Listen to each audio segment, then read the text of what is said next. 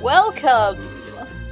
Welcome, welcome one and all to finally the first episode, official first episode session of Guns Over Rivayle, because we had a hell of a time getting this actually started. So after the character creation episode, the following Monday that we were supposed to do episode 1, I had a horrible migraine. And I could not... that allowed me to not get everything done in time I needed to, so we decided we'd delay until next week. And then next week came, and poor Ray got sick. So we're like, okay. More than the first time. It's okay, you're better now. But that's why we're doing this Wednesday. So instead of delaying it yet another week, we didn't want to do that. We are having today's session on a Wednesday. Normally sessions are still going to be Mondays. There will be, episode 2 will be next Monday. Or we're planning for that. As you can tell, things have been coming up and happening, but that unfortunately can't be helped sometimes. We're still planning to have them normally on Mondays. This is just a unusual Wednesday session because we did not want to delay. We didn't want to make it 2 whole weeks. Well, it was already going to be 2 whole weeks. We didn't, between the character creation and the next episode, so we didn't want it to be any longer. We just didn't want to keep delaying it if we didn't have to. So, yes, we have, Ray is here. Hello, Ray. It's me. Hello, Ray, Hello. welcome.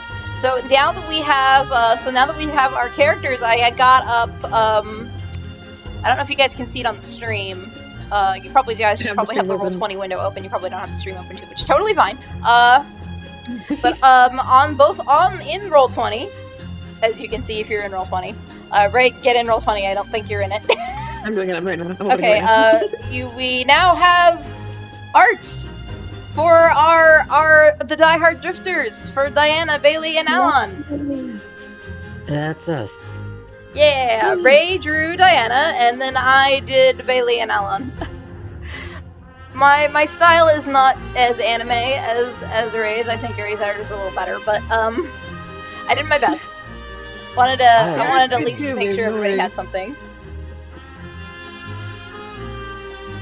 Ray, can you speak up? Oh, sorry.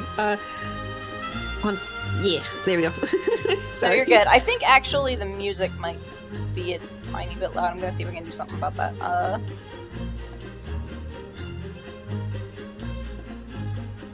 Volume. I don't know how you adjust the volume on the bot, so on the Discord bot that we're using. I'm just gonna use the sound. I'm just gonna do it on the sound mixer. That's alright. I can't do that because then that might make you guys more quiet. That's unfortunate. If you right-click the Discord bot, you should be able to have a volume slider, shouldn't you? I have no idea how you do that. I don't know how to use this bot at all. I think it has a... hold on. No, wrong channel. Did that lower it? I think it takes a second. 80%. Okay. Maybe make it like 70. Sure. Base. Thank you. Alright, but yes, it's, we're waiting for Camus. Camus is not in the voice channel yet. Sal's here though. Hello, Sal. Greetings. Greetings. Rheya.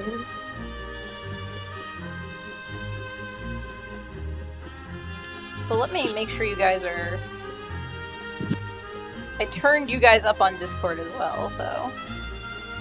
Thank you. That should also help. I can't help. Oh, hey. Camus is here. Hey, Yes, Camus alright. is here. The party. It's real. The party is here. Awesome. Hello, Camus.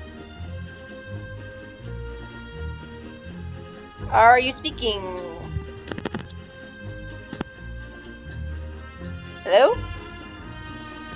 If you're talking, Camus, we can't hear you. Yeah. Oh, wait, I just heard you say ah. Hello?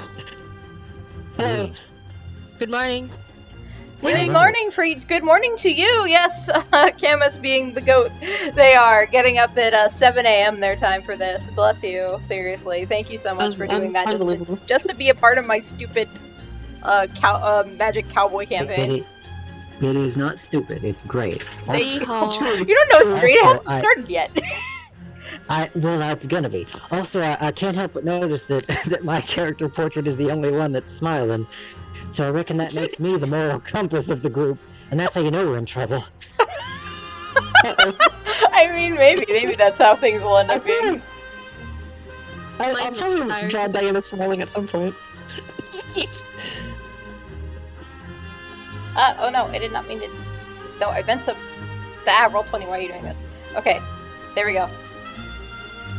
Okay. Yay. Okay. So, are you guys ready for our first session? Episode 1, The Unbreakable Diamond. I'm so ready. Yeah. Alright. So allow me to...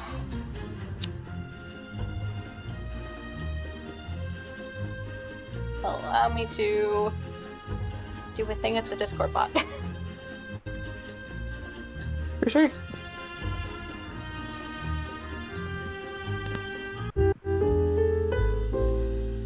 So allow me to set the scene for all of you.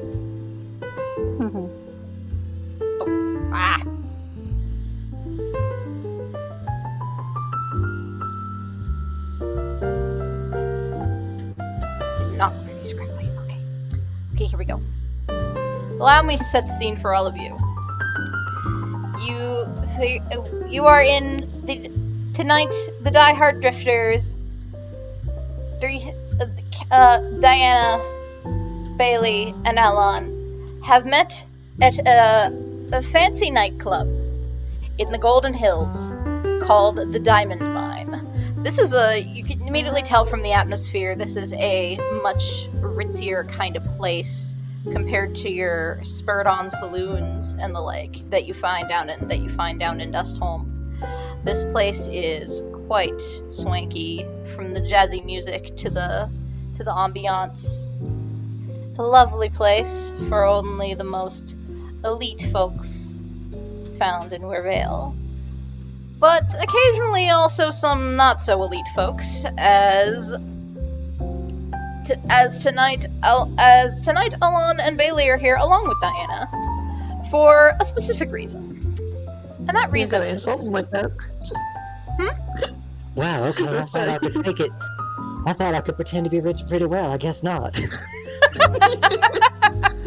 no. Me, I guess. You look mighty fine. So, tonight, the reason why you all met at this club tonight is because this is actually where you all first met several maybe it's been several weeks, maybe it's been several months. It's been quite some time. But this is all where you first met.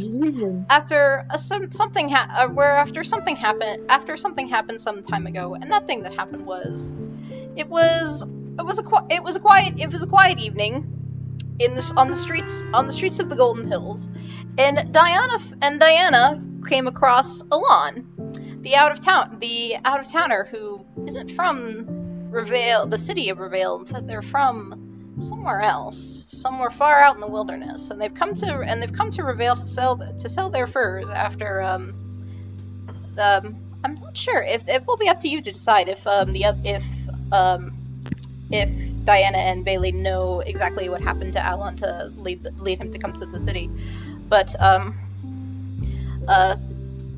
Diana being a generally nice gal, a little bit of a troublemaker with her rumors spreading, but still a nice gal.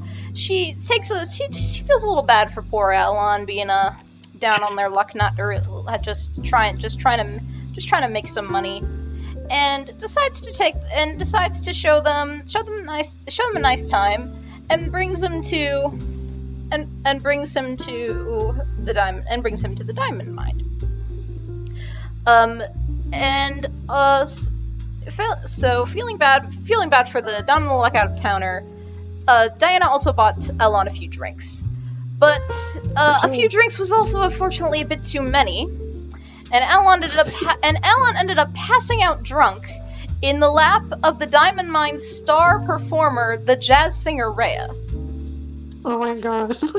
Oh no. Oh god. Rheya was a little freaked out, and immediately called for a deputy that happened to be there on patrol. That deputy being Bailey. Bailey! That's me. And though she was a little perturbed at first, Bailey managed to calm her down, and even though poor Alon could just not even. He was a little bit too far gone there. That alcohol was much stronger than anything he'd ever had out in the wilds. So Rheya managed to cool off a little and be like, all right, y'all. I think I'll let you off if y'all can come back and do me a little favor sometime. So basically, Alon became in debt to Rheya for this little incident, and you've been meaning to pay her back for quite some time, but you've never really had the opportunity to do so, mostly because of Alon's own finances affording the train rides back to the Golden Hills and such. So Diana's like, okay, you know what? We need to go and pay off this debt. So you're all here tonight to try and help. So basically, Diana and Bailey are here tonight to help Alon pay off this debt to Rheya, and finally get that settled.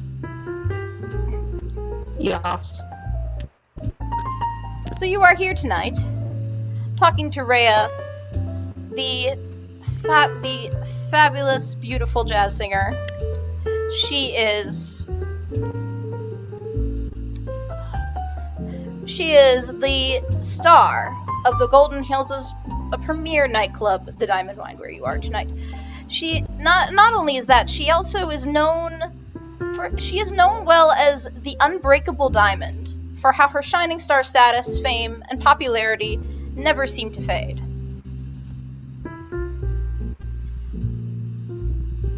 Oh, so that's what it means, huh? Hey, good for her.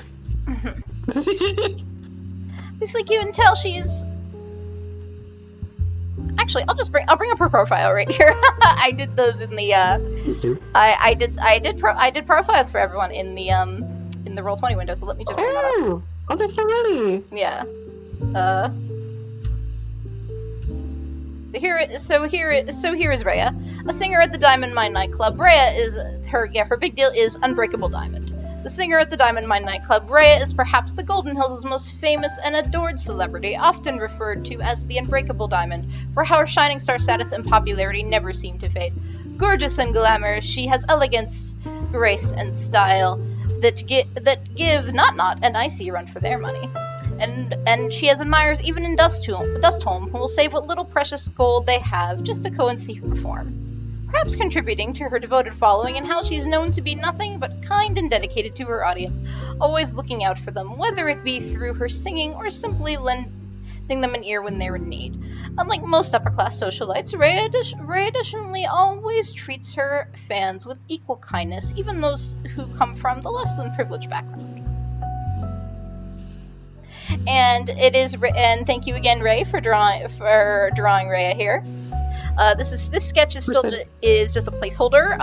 Actually, Ray sent me the colored version like 5 minutes before the stream started. I'm like, I'm so sorry, I can't get that up for tonight. It's just a little too late, but we'll have it for next time. No, you were fine. You were just like, I didn't even know about this. You only were like 5 minutes too slow. Seriously, if you'd gotten it to me like a minute earlier. You'd have been fine. But yeah, this is the colored version of the art. I can show it on stream at least. Mostly. Beautiful woman. Those diamond eyes. Sort of a pinkish white hair with red highlights. Truly a very glamorous lady. And so you are here at the club, meeting with her tonight, sitting down with her. And she's like, hi, well, how y'all doing tonight? It's great to see you here at my club again. Diana, you've been keeping well? I've been pretty alright myself, thank you very much. And you there, Bailey? I'm sure deputy work has been keeping you quite busy. Well, no more so than usual. And you, she sort of looks at Alon with a little bit less, a little bit more, apprehensively. I suppose you could say she's not like disgusted by him or anything, but she's just like she clearly doesn't want a repeat of the incident that led you guys back here in the first place. But so she's keeping a little bit of an eye on him. She's not used to folk. She's obviously, you can see she's a nice lady who's very kind to who's very kind to folks, whether they're from the Golden Hills or Dustholm. But she's not used to folks from outside Rivayle. She's a little bit unsure about that. But she's doing her best to try and be accommodating here, especially after what happened. But yes, well, I've seen you finally come to pay me back for the little accident that happened that while back. Alon looked away, nervous and wishing he was blackout drunk and unable to recall that incident. Oh no. He can recall everything in fine detail. Poor Alon! Oh god. Diana kind of like awkwardly shuffles to mainly cover most of Alon's body because she could see that he's really uncomfortable. Yeah, we're back for the favor. What do we owe ya?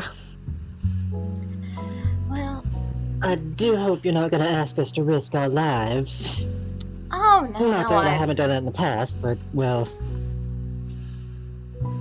Oh no, well, I certainly hope not either. In fact, what I think I'm actually going to have you folks do, since I haven't really needed anything I've needed y'all services for exactly at the moment, so I've been trying to think of a way you could pay me back this little debt. So here's what I'll have you do.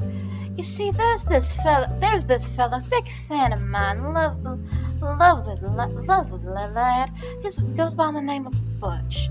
He's been coming. He was a regular here at my club. Loves coming to watch me sing, but lately he's been coming here and making quite a bit of a ruckus, I'm afraid. Really bringing down the mood, if you know what I mean.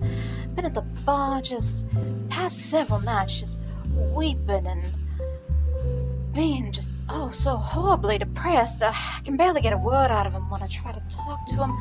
And I don't know, I think it might need a little help from some other folks who aren't quite as busy as me. Obviously, I got a lot of folks here to entertain, here to come here to watch hear my singing. So why don't you go over here and see if you can do anything about old Butch over there. So you guys look over to where Rheya is sort of gesturing. She's sort of gesturing over toward the bar where you see this guy, and yet he is just like slumped over the bar, just like sobbing. It's you kind of noticed it when you walked in, but you sort of ignored it. Like you sort of been like, let's move past that guy and just go see Rheya. But now you're being like, okay, so that's what's going on there. So yeah, there's this guy over there. He doesn't seem like he's doing all so good, and Rheya would like you to go and talk to him. So. Diana kind of looks over at Butch, squints for a minute, and then looks back to Rheya. Now, I don't know who you talk to, but I'm going to have to inform you, I am not a licensed therapist, and I don't know I'm qualified to do that. Actually, I might be. Not officially speaking. Might be. Well, I will not officially speaking, of course. I haven't had time, but I have done a thing like this before. I trust you more than I trust myself in this kind of situation. Well, I don't think. Oh, thank you. I wouldn't trust him either. Alon looks at Butch, then at Rheya and asks, "Are we going to shoot someone?" Rheya just sort of rolls her eyes and fans herself and says, with her fancy sort of fluffy fan, says, well, certainly once again, I certainly hope not.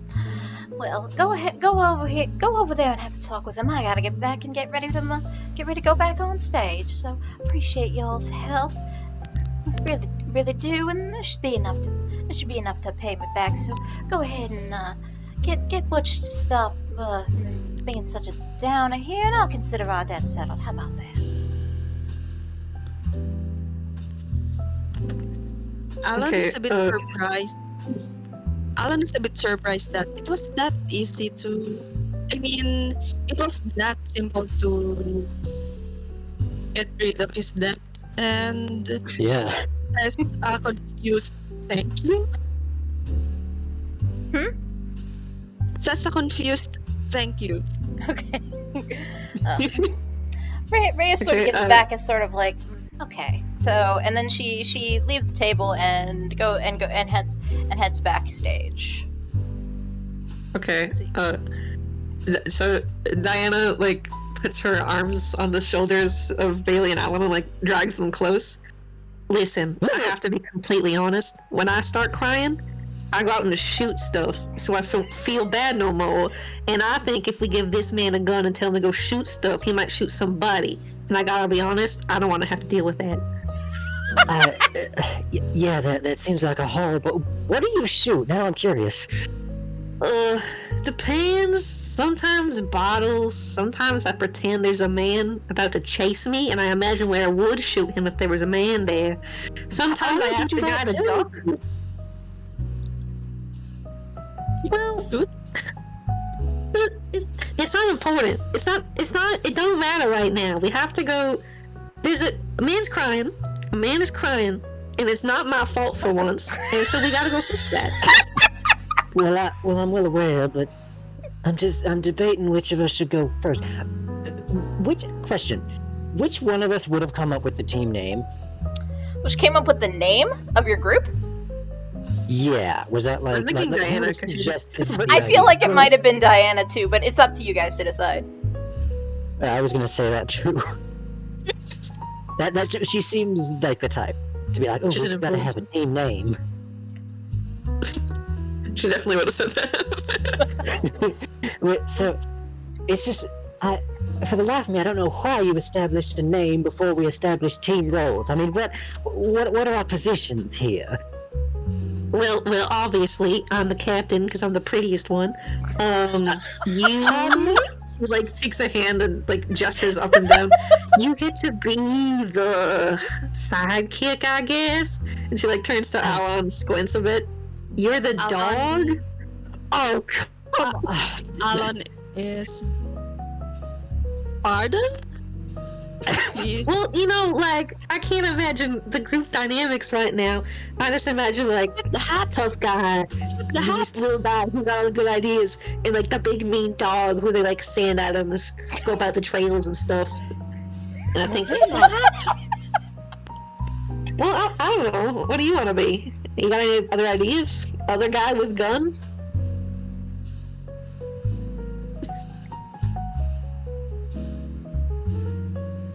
Regardless, he's still crying, and none of us have moved. And I gotta be honest, I don't want to be the one to do it.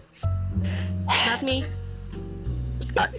Bailey just like rubs the bridge of their nose. All right, let me see what I can do. They kind of adjust their hat and stand up and approach Butch, kind of like glaring back at the others as they do.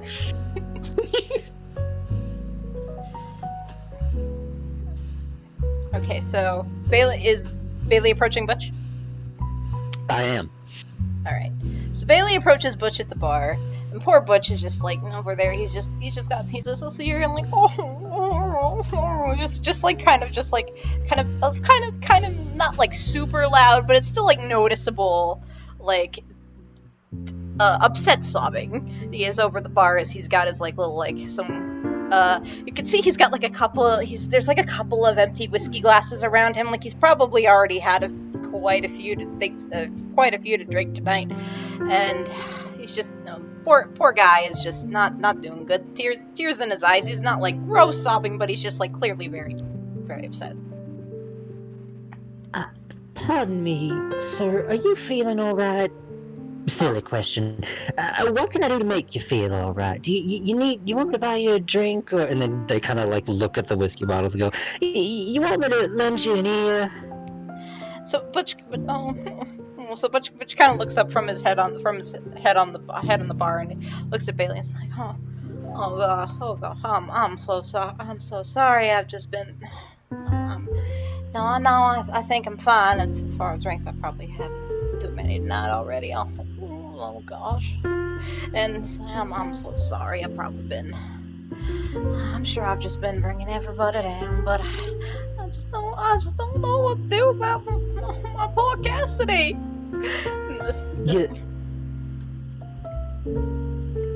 Also, I like the Butch Cassidy thing. That's clever. Pardon, I don't think I've heard that name.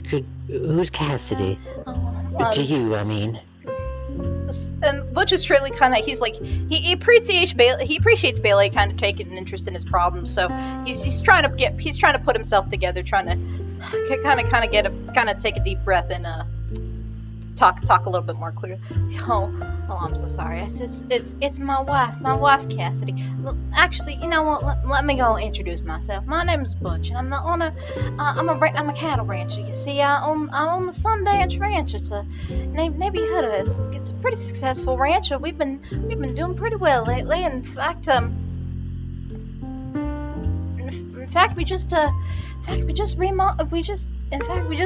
was able to buy a little bit more land to expand our territory. Now we're even a little closer to the Golden Hills. I'm just wondering, you know, with all this money we've been making lately, I've decided to come here and I've finally been able to go and see Rheya's shows more often. It's just been absolutely wonderful. But then, my dear Cassidy, she's gone and disappeared. That's my wife, you see. I thought you were gonna say she was jealous. Oh my goodness. Well, well, they kind of like brush some dust off their suit. Is there? Well, I'm not sure if you're aware, but I am technically an officer of the law. Is there any information you can give me that might lead to her successful rediscovery? Well, yes, I have been. I have gone and talked to Vincent and some deputies, but I don't know. They just seem like they're so busy with some stuff more like, robberies and such more pressing matters that they haven't really been time to look for sad old husband's old missing wife. They probably just think something like she just up and gone and left me, but my dear Cassidy would never do that. I love her more than I love her more than Rheya's two sons. No, I believe you. Well, Miss, do you have a? Oh wait, I forgot. Surnames aren't a thing in Riverdale. Not really. No, Miss weirdly. Butch, then. Between you and me, I always thought pressing matters were relative. Of course, I try to do what I can, taking care of troublemakers and helping folk, and don't tell anybody this. And I kind of like glance left, right, put an arm around his shoulder. Between you and me, sometimes I wonder if it ain't the folks we're locking up what need help most of all. So, I am more than happy to assist in whatever manner I may. And I do apologize if the other deputies gave you the runaround. Oh, that's mighty kind of you. You can tell Butch is actually pretty touched by this. He's clearly he's been trying to get some help to find his wife, but nobody's been really actually been all that helpful, unfortunately. So he's very appreciative to Bailey finally seeming like he's they're willing to listen and help out. So, all right, I'll tell you what. No, unfortunately, it all ain't all that much, and she just sort of. It was a few days ago. I say today's Wednesday, ain't it? So, I would say it was, say it was last Saturday. She was, see, Cassidy, I've been trying to kind of introduce, since we've been making so much money at the ranch, I've been trying to introduce her to more high-class things, but she's always been kind of a downtown dust home girl at heart. So she's always loves going to saloons, loves going to Spurred On. You ever been there? Place in Dust Home? Great steak. Great steak there. Ain't nothing like what they got up here, up here in the Ridgeport town. But it's not bad for what you get down there, down there in the slums, you might say. Anywho,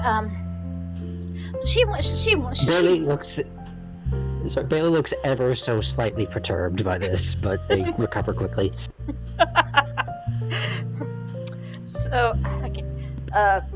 So Butch continues. So Cassie went out. Get herself a drink and a bite to eat. I was working, talking to some folks over at the syndicate. Actually, we were thinking about getting some deals, starting to carry off products over there in some of the grocery stores up here, and that'd be a real big, had us real excited. So she went out for get a drink to celebrate, and poor Mom, my darling, just never came back. I went over to look for him. But nobody's seen heads or tails of her. I've been asking around, and no one seems to know a thing.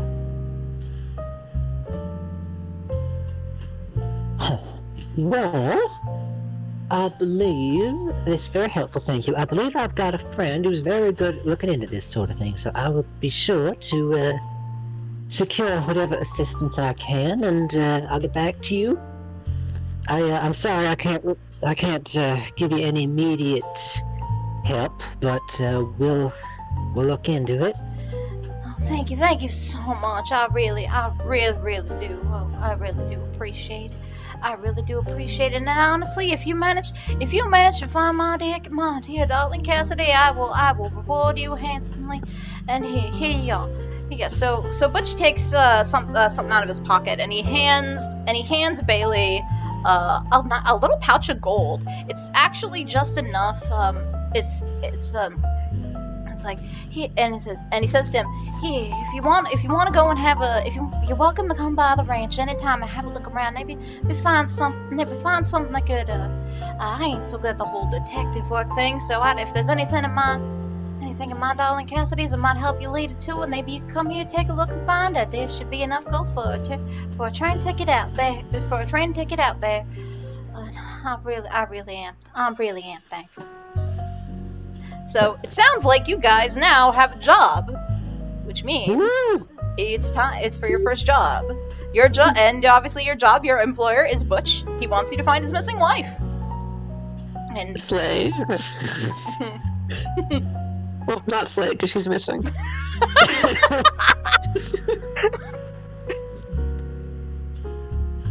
But yes, this guy seems to have a decent amount of money. He's a successful rancher, and has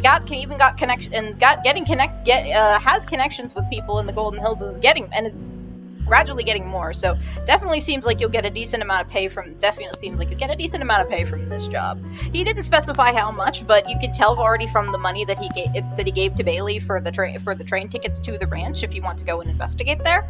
You'll think you'll get a pretty decent reward out of this. Nice. So Diana, you now have the 4. So as for her big deal, she has the 4 privilege that she can use at the start of the job. The job is now started, so you now have that, by the way. Nice. Okay. So Bailey, why don't you go and tell the others what you found out? Yes, I will. Yeah, I will just return back. They kind of mutter to themselves as they walk back.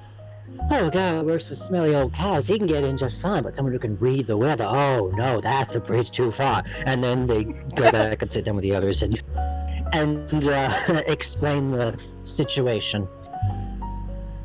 I took the liberty of taking on the job on your behalf. Alright, thank you so much. I honestly hate dealing with sad people. It just pisses me off. Really? I thought someone would... Well... they kind of trail off. Diana just immediately waves for hand to dismiss that. Anyway, which one of us is gonna be the one to tell them if someone goes missing in this town, they're dead? Not me. Listen, I'm not going back over there. I already told them we'd look for it, now we've got to. Besides, I've seen... people have gone missing in Dust Home before and turned up just fine a couple weeks later. I've seen it. Well, has it been a couple weeks?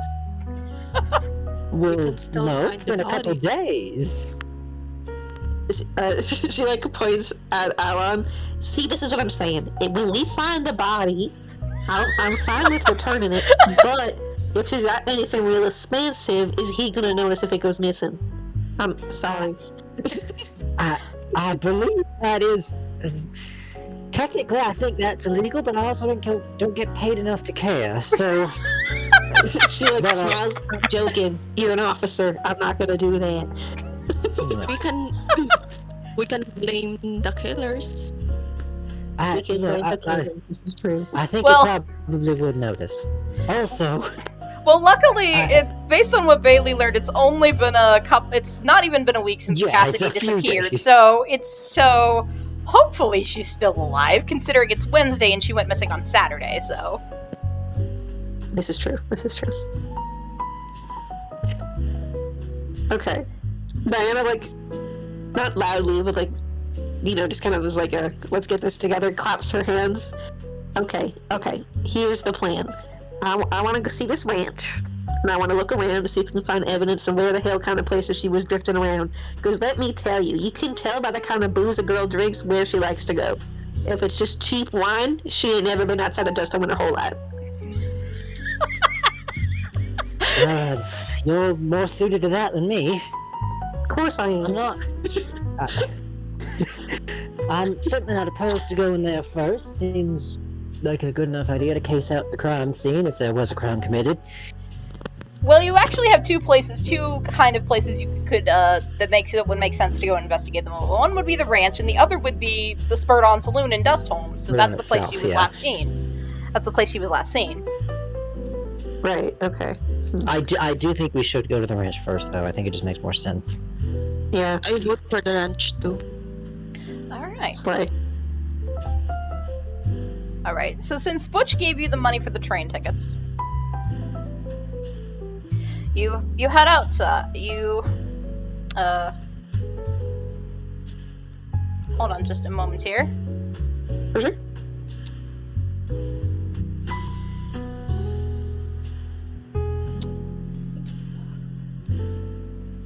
Need a better, faster way to do this. Sorry about that. It's alright.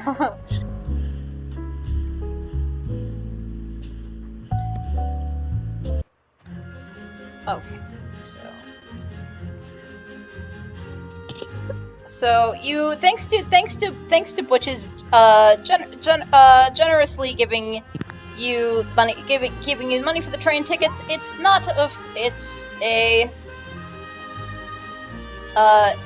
nice little train ride. Not first class, but not coach either. It's just sort of your it's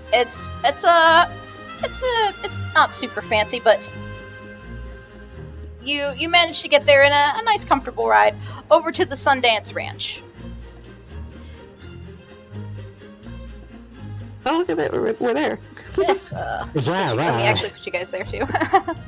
It's The as if train ride is a wow, lot smoother than he thought. looks weirdly like high definition for some reason. I don't know why.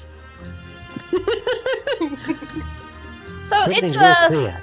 So you get to the Sundance Ranch, and it's a pretty nice looking ranch. You can definitely tell that Butch was telling the truth. Well, if we couldn't already tell from the money that he gave you, that it's a pretty nice place. You got their house, you got the house over there, and they got their barn where they got their cows. You see a couple of cows.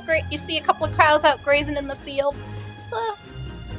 And so, yeah, so I guess there's a couple of places you can start investigating. Go and look over the barn, or go and look at where the animals, barn where the cows, go and over the barn, look over the cows. You could go and, or you could go in the house, maybe go and look around, Butch will also give you a key to a spare key to their house. He doesn't think so he's clearly in his sort of not grieving, but he was clearly very upset and very desperate to have anybody help him. And so they gave you a key. Plus, you're a deputy. That's like a deputy's probably not going to rob you. So he gave Bailey a little key to the house at the ranch, so they can go and investigate, have a look around, and same for the same for the barn with the cows. So now, okay, so Bailey as probably Diana, Robin, but no, Diana and Alon. okay, as Diana's like Might need to stepping to keep the ranch, Bailey she, might like, need to keep an pretty eye much, on like- them, make sure they're not Yeah. Okay, as Diana like steps to the ranch, she like grabs her hair and like twirls it around in like a faux ponytail to like preemptively keep it away from like hay and stuff like that. Alright, so I'm not very familiar with ranches. I don't know where I'm supposed to go.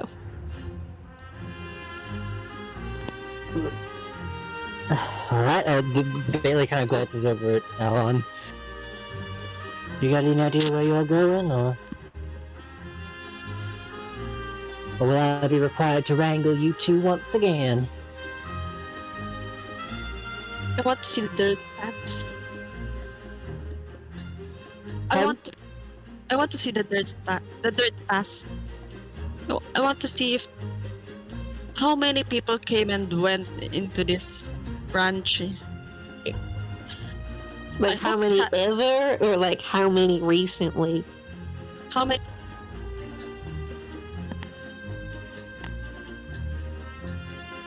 See how many people came and went recently.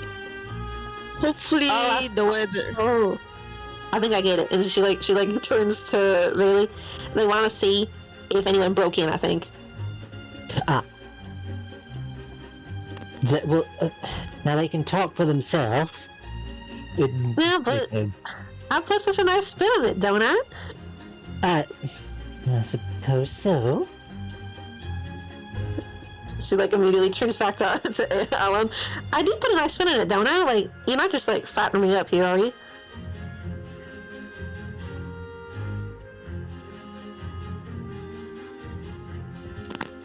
He made a so-so gesture with his. She pouts. Okay. So I guess we probably should just go in the building then, shouldn't we? Or try anyway. That's alright. Yeah. All right. So since Butch gave you the key, by the way, he'd also said he would be he'll be coming back. He'll be coming back to the ranch later. He had some other business to take care of in the Golden Hills while he was but after he left the club. But eventually he'll maybe by the time you guys are done investigating, he'll be back. But in the meantime, he gave you a spare key to go and have a look around. Trust that a deputy won't rob him, and he didn't know that Bailey had a little bit more friends that were maybe a little bit possibly less trustworthy. Let's see. We'll see about that. But yeah, he clearly trusts Bailey. So you guys, so Bailey opens the key to their house, or opens the door to the house with the key, and you guys go in, and it's a pretty nice house. It's about pretty much what you'd expect from a pretty modestly successful, married couple cattle rancher. They don't have any kids. This seems like maybe they got married. They seem like they maybe got married. Maybe just they've only been married a couple of years, maybe. Yes, they seem like a young couple, but they're doing pretty well with their ranch, doing quite well for themselves with their ranch. They got a little nice wedding picture on the mantle and all of that. Nice living room. So it's, nothing seems too out of the ordinary at the moment. Maybe you could go and check we could also go and check their rooms. Oof. Okay. Well, you know what? Diana said she was gonna inspect the alcohol. I think she's just gonna go do that. She Okay. immediately beelines to the kitchen. In that case, where did I put that? I have a picture. In that case, Ray, roll squint. Squint? Oh, what dice is that?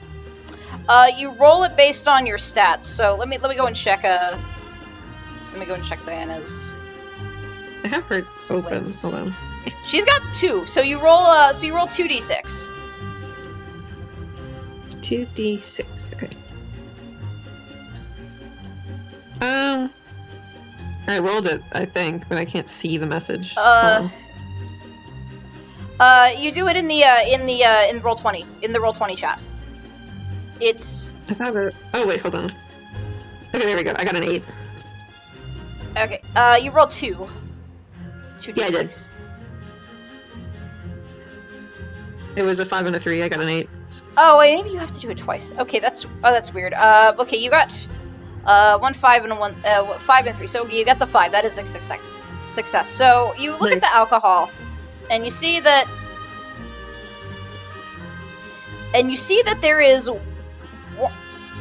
And you see that there is, it's kind of normal stuff that you find in dust home.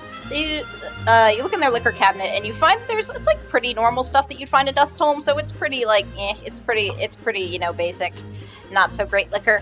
There is one or two bottles of some nicer stuff. You assume that that's Butch's because he's the one who's been more on the. He's more interested in the ritzy stuff than his wife, apparently, from Bailey talking to him. But you do notice one particularly interesting brand of wine, and you've noticed this, Diana, because even though you're a high class lady, you like to go and actually visit the dives and such in Dustholm quite a bit. And when you've been there, you've actually been to Spurred on nights where Not was there. And you notice that when she goes to, and you recall that Not when she goes to the Spurred on, she always gets this one specific brand of wine. And it's obvious, and it's one that's very expensive, so it's not very common in Dustholm. You think they only stock it in Spurred on for Not specifically, and you notice and you find an almost empty bottle of that brand of wine. Okay, so Diana takes it, walks back to the other two. All right, boys, I solved the mystery. It was Not. I think she killed it. Wait a minute. Okay, first off, not a boy, it's they. My papa used to say that when I was born, the midwife went to check what I was and, put it on the certificate. And I looked that woman in the eyes and I said, "No, thank you, ma'am."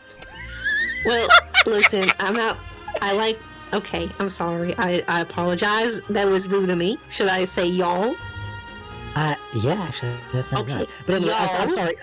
Okay, well then, let me repeat myself. Y'all, I solved the mystery. It was Not who did it. Do you have any evidence? Well, I mean, look at this. And she gestures the bottle, the contents jokishly slosh around inside. This is a type of wine that they only stock when that lady is in that one bar, that one cheap place that I kind of like that one, but they only stock it when that lady comes around. So I think and she stops and looks up. Well, I guess she did it and then put this wine in their cupboard as a calling card, so we knew it was her. And so that's my idea. And she smiles very brightly. That's not far off. That sounds like something she would do because. Go ahead. Calling card? Oh, a calling card is when a murderer wants you to know it was them. They put out a symbol of every one of their crimes. That's how they know that some murderers existed and weren't just random killings. So you think the Cassidy didn't buy the lady's favorite wine, and that pissed off Not? I mean, maybe. I just think she did it. Well, I think Alon's right. I think she did. I'm sorry, I'm kind of losing the accent here. I think Cassidy bought that wine, exhausted the stock, so Not's, favorite was disrupted, and she got pissed, and she had a boys kidnap her. Sounds excellent to me, just like I would have said it. Yeah. To be frank, she seems that petty. She can't hear us, can she? She's glancing around. No, this ranch is kind of it's not like it's closer to it's closer to Dustholm than it is to the Golden Hills, but it's kind of in the area, sort of like halfway between. Secluded, yeah. It's so because obviously because Butch and his wife were kind of started out as poor folk, but thanks to their success, thanks for their ranch, they're starting to move up in the world. But no, you don't think well, not unless one of Not Slugs is around, but kind of doubt that too. Doesn't look like she's got any there's no tough looking guys around. You're the only ones in the house at the moment until suddenly the door opens and you guys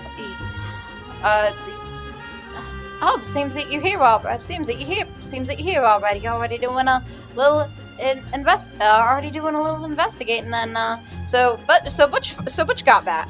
So Butch is back. Hi, Butch. He's back.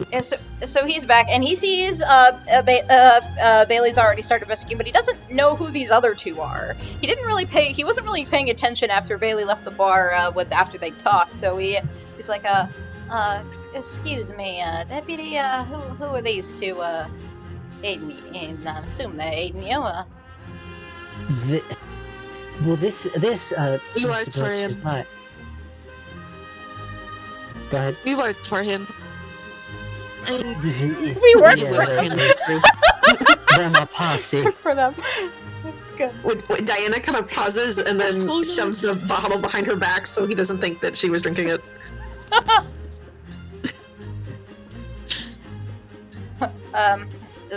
Butch looks a little skeptical, but he's just very grateful that someone is finally helping him look for his wife.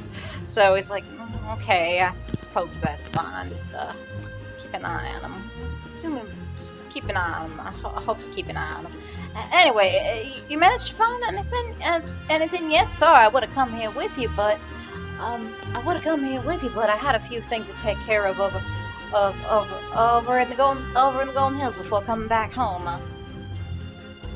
Diana smiles very wildly as if she is the queen of the earth.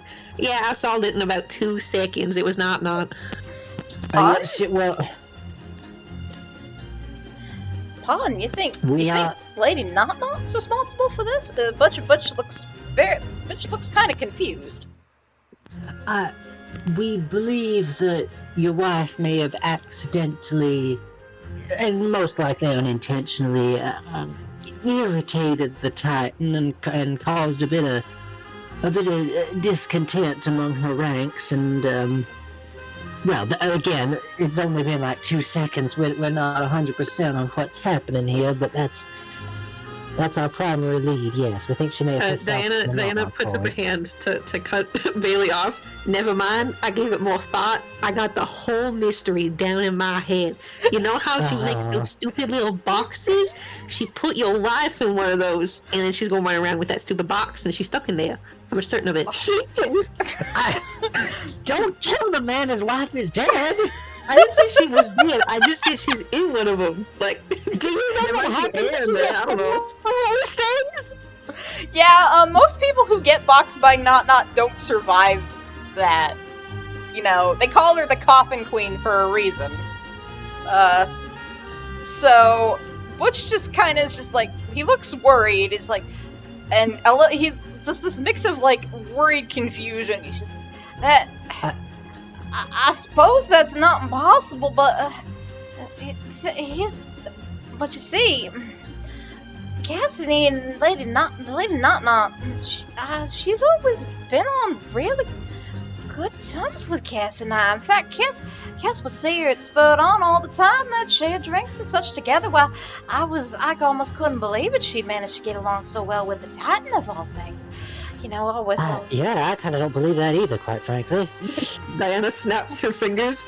I solved the mystery again. If she was friends with Not, then Vincent did it, because those two ain't friends. Aren't you on Vincent's good side too?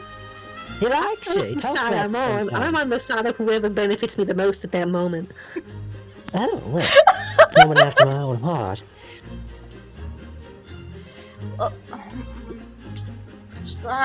Ain't sure about that either, but I'm not. I don't know. I really do feel like I have my doubts that it could be Lady Knock Knock, because she's just been a surprisingly kind lady. Everyone does seem to fear, and I can understand why. I have seen her box up a man or two that gave us some trouble, and whoa, that is definitely indeed scary. But aside from that, she's always been, rather polite to, especially to Cassidy. And why, in fact, bless her heart. Just a couple of days ago, just on Monday, she's actually sent me a little gift. Perhaps she'd heard the casket gone missing, but what I'm certain she must have heard about was old Bessie passing away. One of our best cows. She lived a good life, but she finally went on and kicked the bucket. So, Lady Knock Knock, she sends me that.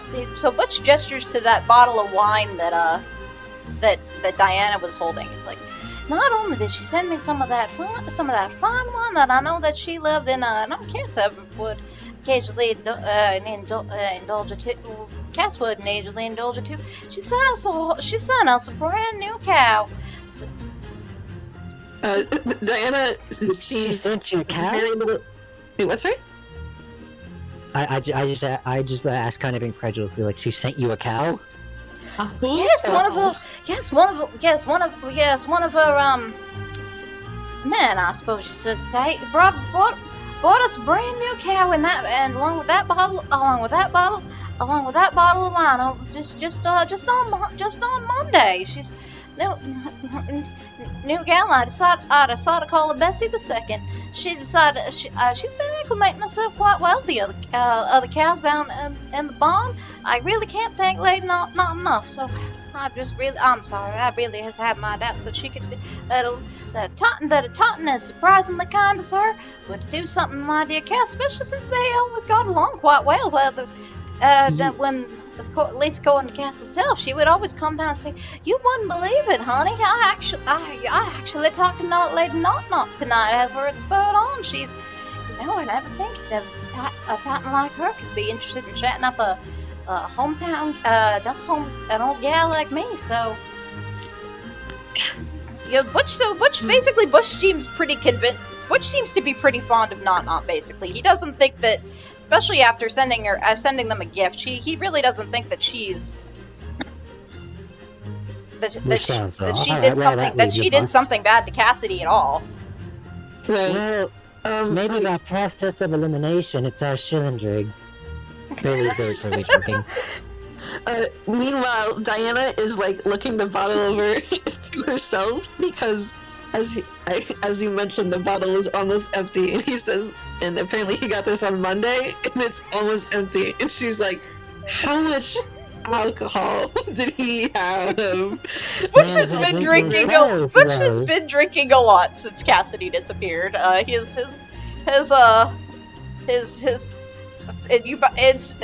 Hopefully you managed to find her soon, otherwise his liver's probably not going to continue to hold up very well. I should say that. Oh no, Butch. Oh no.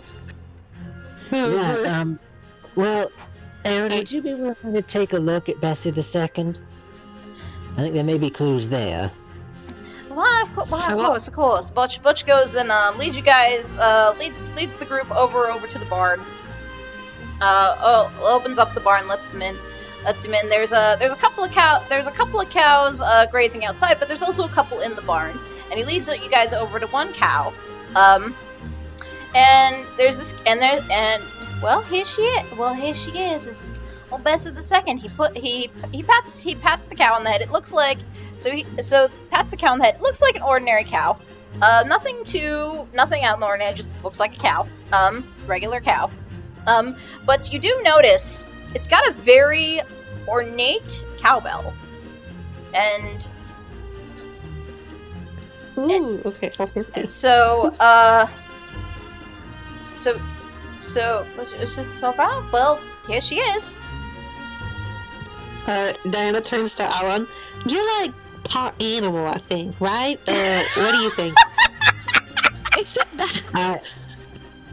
Please do take a look at the The code. antlers on the hat are not real, Diana.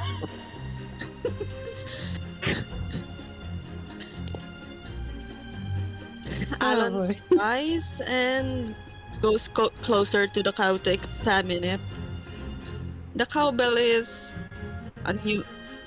Yes, the cowbell is unusually nice. Like there's cowbells on the other cows that you noticed as you were coming and looking at the other cows out in the field and in the barn. This one is really nice looking. It's got like this really ornate graving on it. It looks expensive. Like this is gold-plated. like this is like maybe what some Golden Hills cows would have at some really fancy ranches up there. But this one's still more up and coming, so it's a little unusual.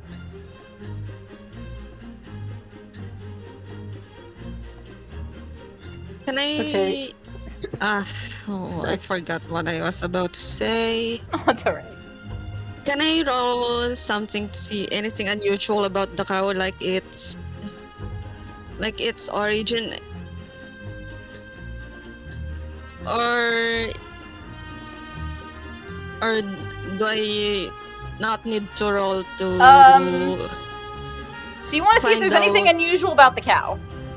Yes. I'm gonna say not. Yeah. Okay. 1 sec. Yeah, roll squint. Squint. My squint is, oh god, it's 0. So just roll 1d6, I guess. You roll 2 and pick the lowest in that case, actually. So 2d6. Oh.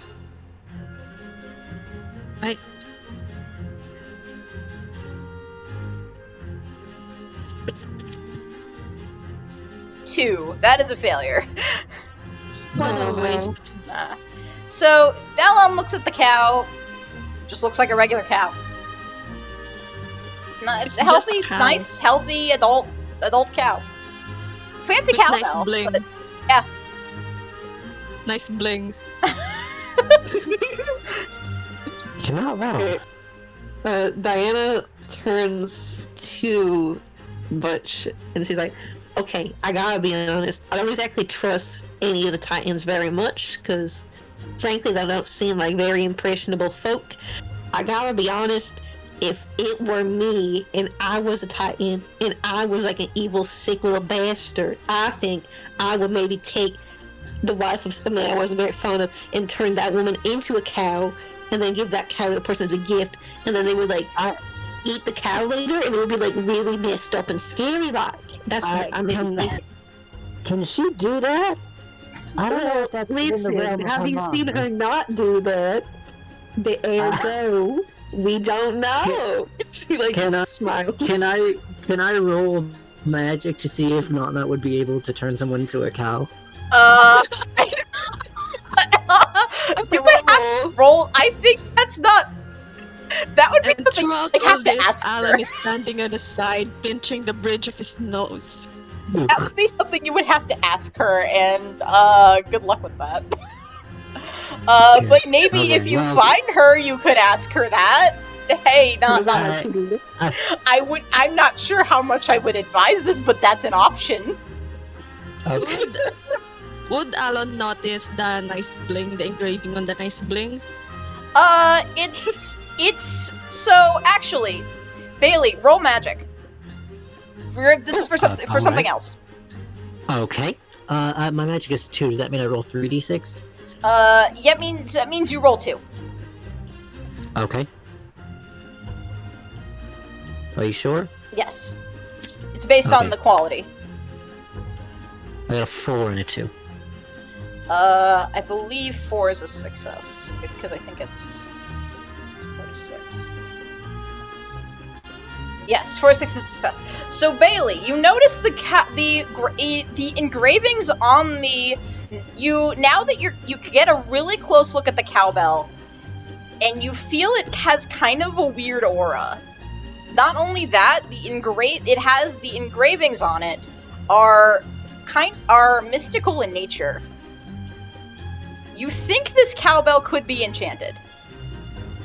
Oh, I see. But you got a magic cow. These markings on the bell they seem to be magic. I think Nana has someone on her team who's good at runecraft. Diana's face immediately lights up. See, I was saying they put the wife's soul in the bell, and now it's the cow. You did not say that. That's what I was saying before. You don't misunderstood me. You're just saying things. I can say whatever I want. There's no rule against that. And I was saying, if I say enough things, eventually one of them's going to be right, and then it'll all make sense. You and your loose lips and looser morals. She just, like, Butch is smiles just very weirded out by all this, and he's honestly kind of beginning to maybe regret this. But at least it's helping him find Cassidy. He's like, well, okay. Well, what exactly did you find out about this cowbell? It's magic in some way. Oh. These carvings here, see, they appear to be magical runes of some sort, imbuing it with mana, though I don't know what kind specifically. Well, I wouldn't know heads or tails of all that either, unfortunately. It's possible it could just be something mundane, benign, something like, I don't know, keeping the cow's fur groomed or keeping the bell in pristine condition, but looks a little complicated for that. Butch kind of scratches his chin. Diana is, like, biting her lip, trying to refrain from talking. He doesn't want to be suspicious and not, but he's like, well, I figure it would make sense for Titan. On the one hand, it would make sense for Titan, for a cow owned by a Titan to have some kind of magic on it, but on the other, it's a bit weird. I'm not really sure what to think now. He's a little bit. He's not. Yeah, again, he's not. He's a little bit unsure about this whole situation. He's not. But mostly he's just, and clearly he's getting a little bit more worried. He's like, well, I'm starting to really get quite worried here. Have y'all gone and maybe gone to the spot? Maybe gone to spot on yet? Maybe asked around there. I haven't had time myself. We have not done that, but we definitely could. Yeah, we came here first. But before we go to the Spurdon, I have to ask, can I use my big deal here in the ranch? Oh, hold Can I on. use the big Yeah, let me check on that real quick. Mountain Soul. Yeah, I did mean to ask, what is the weather like? Oh shit! Yeah, I've been. So yeah, it's kind of like it's like in the early evening right now. It's sort of maybe like I'd say it's yes, like 7-8 o'clock at night. And it's hold on. And it's clear weather. The weather is clear. I would say would call it sunny. It's a clear evening around 7 or 8 o'clock. Okay. Slick. So Alon has mountain soul, augury tools. We didn't establish if you brought them, but that's fine. This is the first session. You don't really establish like what you bring on for everything in the first one because nothing's really happened yet. But yeah, so we'll say you brought the augury tools. I'll allow that. And so yes, this is, you can invoke this twice. Yes, but this only works outside the city. But you are outside the city. The ranch is a distant ways. Enough of a ways out from the rest of the city, so this will work here. So you have two options. So you have three options here, Alon. You can sense the approximate location, number, and type of any living creature within a mile of view. The effect is stronger the less there are. Or second one is you can ask me, the narrator, what direction you should head and get a truthful and helpful answer. And third one is ask one question and receive a simple yes, no, unclear answer in form of vision, gut feeling, or sending. And to do this, you have to put ear to earth, throw bones, read the herbs, or toke from the pipe. I'm tempted to use the third option. Ask a yes/no question. Okay, so how do you do that? That's what I'm thinking.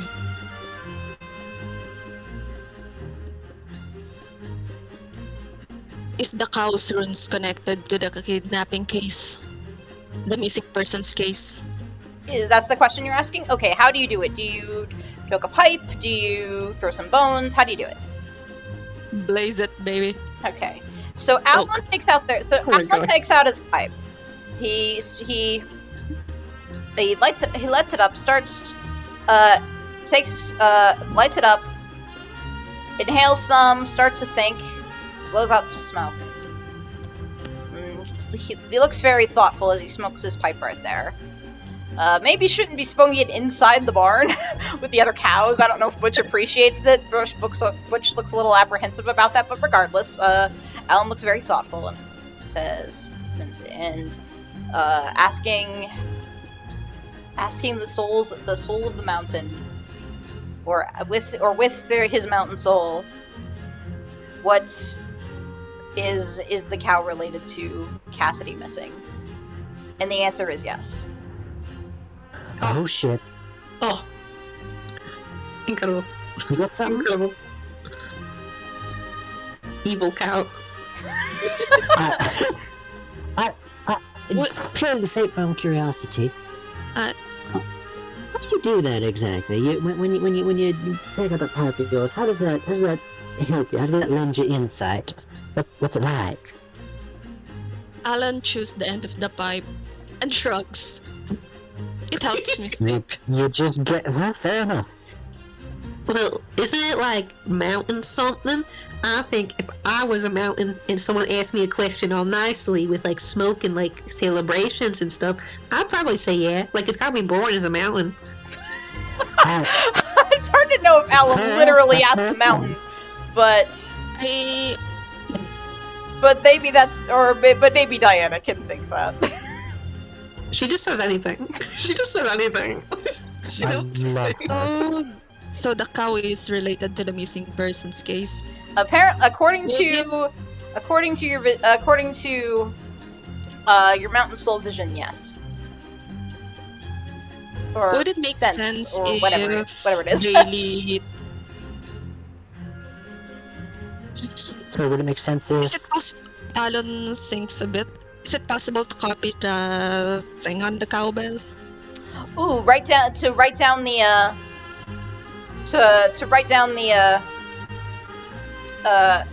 runes and such?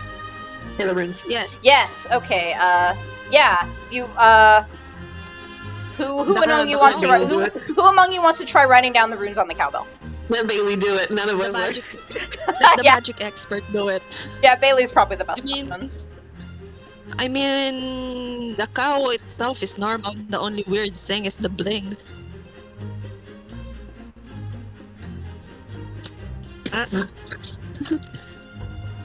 Sorry.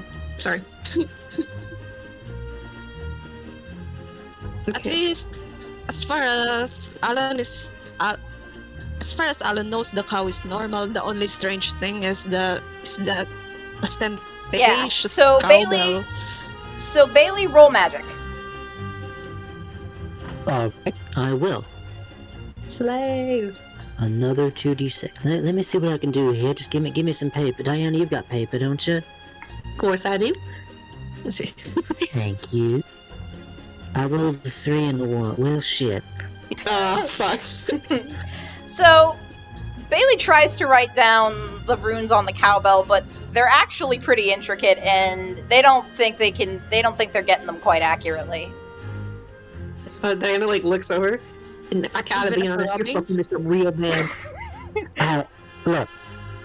It is very complicated, but that in and of itself, I think, could be a clue. You know what? I'm sorry, what did you I'll say? take that thinking. I didn't quite catch that. I said it's very intricate, but that in and of itself could be a clue. Yeah, it's complicated looking. Like, this is some high-level stuff. High-level, really, this is some complex... Like, whatever magic is on this cowbell, it's some complicated stuff. you don't know what the spell is, but it's clearly not like your basic little spell or whatever. It's something pretty complicated. Like it might even be something like yeah, you'd have to be pretty skilled in magic to do something like this. And considering this cow came from Not, who's a titan, so yeah. it kind of makes sense. Diana smiles, which means nothing good is about to happen. Turns to Butch. I solved it yet again. I think they put a spell on this cow to make you forget things. So if they did a crime, you would look at the cow and forget all the crimes that happened, so they could steal your life without you remembering it. And that's what the spell is. Do you have any gaps in your memory? Alon stands outside and whispers, "God damn it, Diana!" Yeah, Barely kind of like glances over and nods. Like, yeah, I get it. Okay, I got another idea. Maybe the cow...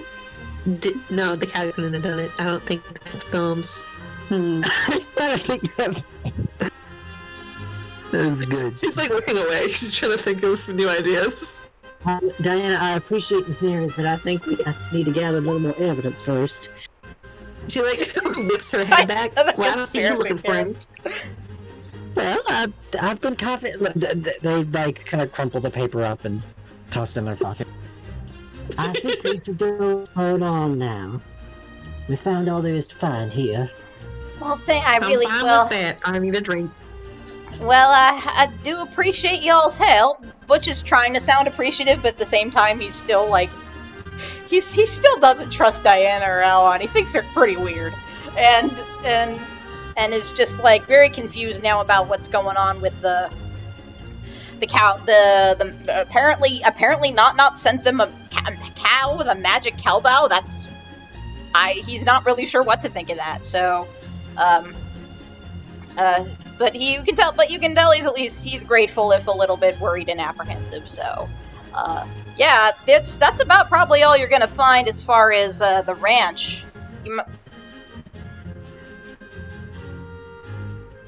Meaning, I think the next place that would make sense to go and investigate would be Spurt-On Saloon, right? Spurt-On! Yeah, B! Let's go! Diana's gonna get so drunk. She is, you know it. Oh. Yeah, She's maybe gonna be like, I've never been here before, and then the bartender is just like, oh, not you again. Yeah, maybe keep Alon away from the alcohol, though, and so you don't end up, getting back into the situation in the she first said place. as much. You know, that's kind of the reason you got in this situation in the first place, so... Although what's funny is actually Diana's thing, her big deal. She can make someone act as though they believe a lie. So yeah! I've never been here in my life, and then glare at somebody. Oh my god. Anyway, this is a dangerous power for Diana to have. I hope you know. Yeah, it's for someone to act as a little lie, gain entrance to any social function or meeting, or get someone, even another player character, to help you. Anyway, Even as our face. Second, let me get you guys on. Get you guys here. Spurt-On! It's Spurt-On! Yeehaw! So. Yeehaw. There's still enough gold left over in what Butch gave you for the train tickets to get you to Spurt-On Saloon down in Dustholm, which isn't that because it's not that far. You make it down to Dustholm. You enter the saloon, and Diana definitely knows this place well. Bailey might know it well. They've probably been on patrol here a couple of times, more than a couple of times, and It's got the usual suspects. It's got the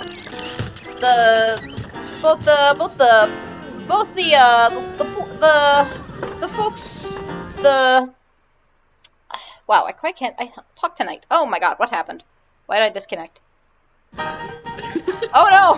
I blinked out of existence for a minute. I'm so sorry, but no. So did my brain blinked out of existence, and so did the rest of me. But okay, I'm fine. Anyway, so it's the usual suspects, the usual dust home folk, from folks who don't have as much money, here for a drink, and a couple of scary or tough looking guys, outlaws and folks you probably wouldn't have gone and get yourselves into a gunfight with. But you notice there is one person here who seems kind of out of place. At first they're kind of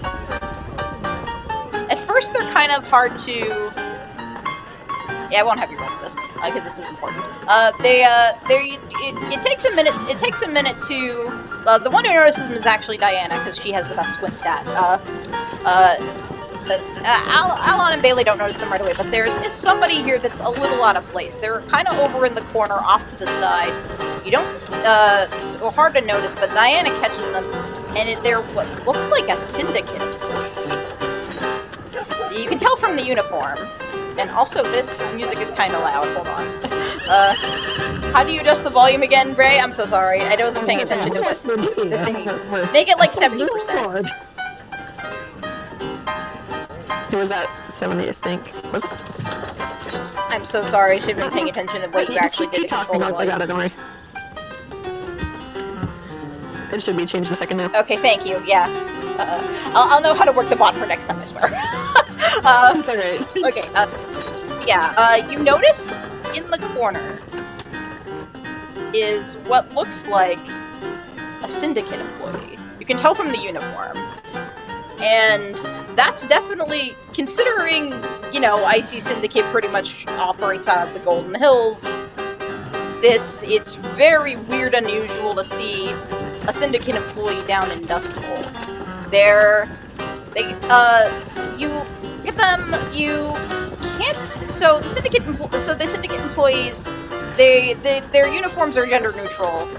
So you can't really tell from, especially just from seeing them over in the corner, where they're kind of out of the way. You can't really tell if they're a man or a woman. They have long hair, long straight brown hair, ice, and these very icy cold blue eyes. Their skin's a little pale, but not like extremely pale. They're just like maybe they seem like they're maybe indoors a little bit more than they are outdoors, maybe. Which for a syndicate employee kind of makes sense. Considering they don't have to, they're typically not out in the all-out sun all day unless they're, going back and forth patrolling around the streets of the Golden Hills. But anyway, you can't. They're just this very out of place, androgynous-looking syndicate employee, just standing there over in the corner. And yeah, that's definitely, and Diana definitely knows, it's like, everybody else here looks kind of business as usual, but what's a syndicate employee doing here? Okay, Diana immediately, grabs her two friends, by the arm, pulls them close. I gotta be honest, I see a freak over there. There's a bona fide freak right over there in the corner. Yeah, they have a very kind of cold expression on their face. They just kind of seem like they're up against the wall, kind of coldly looking at everybody else in the room, just observing, trying not to be noticed. I've been in here hundreds of times. I don't think I've seen him before. Her? He? What? Them. Y'all? They're visibly stiff. Yeah, very, very stiff, very... Yeah, they clearly are they kind of seem like they don't want to be noticed. They seem like they're trying not to. Unfortunately, the fact that they're a syndicate employee kind of makes them stand out if you do happen to catch them and be like, okay. But they're clearly trying to stay out of the way and just keeping an eye on everyone. They're brooding. But I meant Bailey is stiff. Sorry. Okay, Diana, stares at them for just a moment longer. Alright, well, I don't really care. I want to go get food. Have fun. She goes to the bar. Wait a minute, Bailey follows. Thanks, Diana. And if you could, they're kind of tugging them by the sleeve. Bailey approaches them? No, following Diana. Alan just sighs and follows these two since he has no fucking clue what to do in this bar. And he Okay. doesn't want a repeat of last time. Yeah, aside from stay away from the Yeah, we'll just- alcohol. Maybe I just don't know. Diana slams her hand on the counter. 1, 2, 3. Can I get chicken?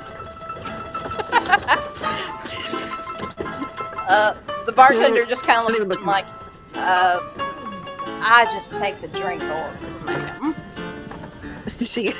She puffs her cheeks, groans. All right. Well, what's the menu? The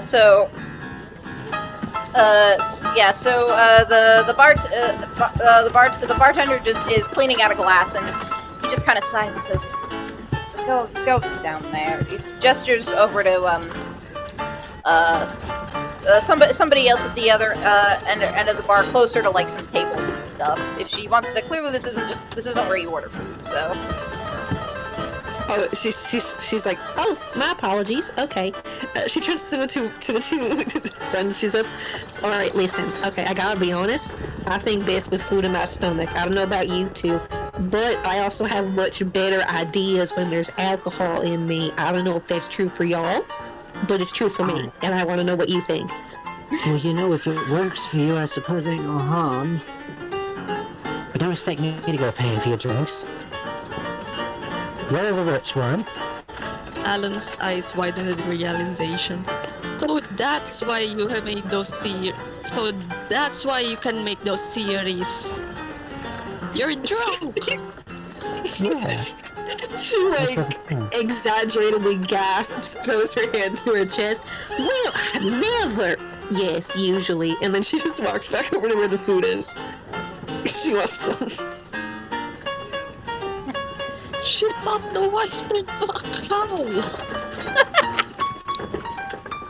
Okay, so I guess Diana sits down. Do we have to act out the whole food ordering process, or can we just say that they got some? Okay, yeah, we'll say Diana has some money on her, obviously, because, since you guys haven't been paid for a job yet, we're not worrying about the money too much yet in this session, that'll be later on. But yeah, let's say Diana gets everybody some food.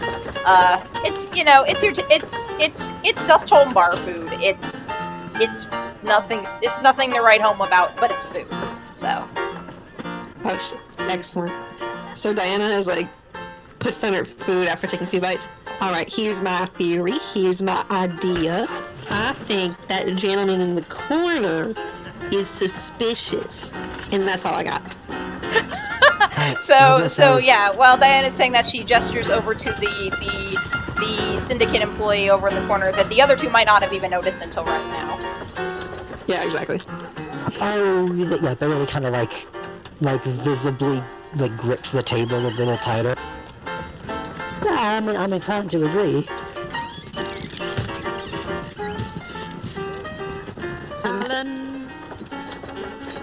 Alan is just focusing on the plate that Diana hasn't finished yet.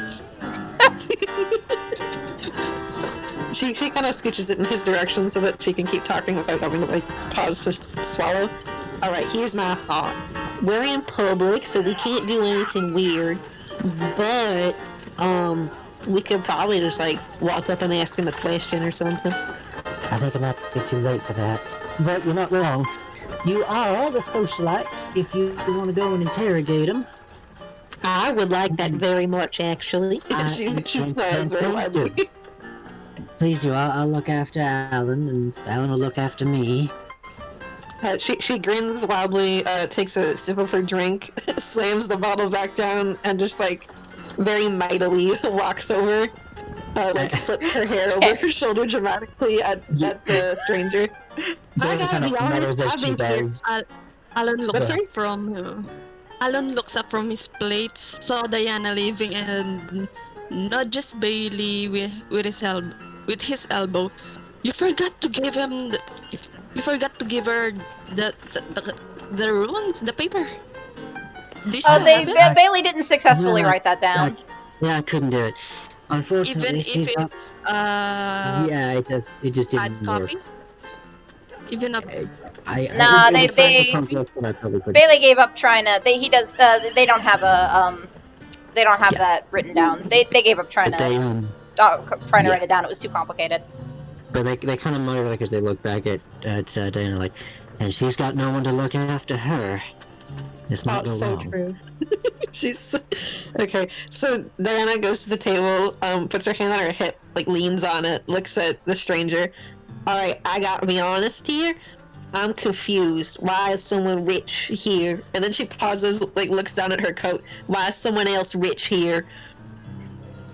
The stranger, the syndicate employee, looks back at Diana with a very cold gaze. There's just something kind of really chilly about this person. They're and says in just there's a deadpan voice. Just an extremely deadpan voice. Interesting. You assume that because I work for the syndicate that I'm rich. She pauses, completely taken aback, and then she like tilts her head to the side. No, I more so thought because you look kind of pretty, but I mean, sure, that works too. Why you here though? The stranger kind of blinks at Diana, calling them pretty. Their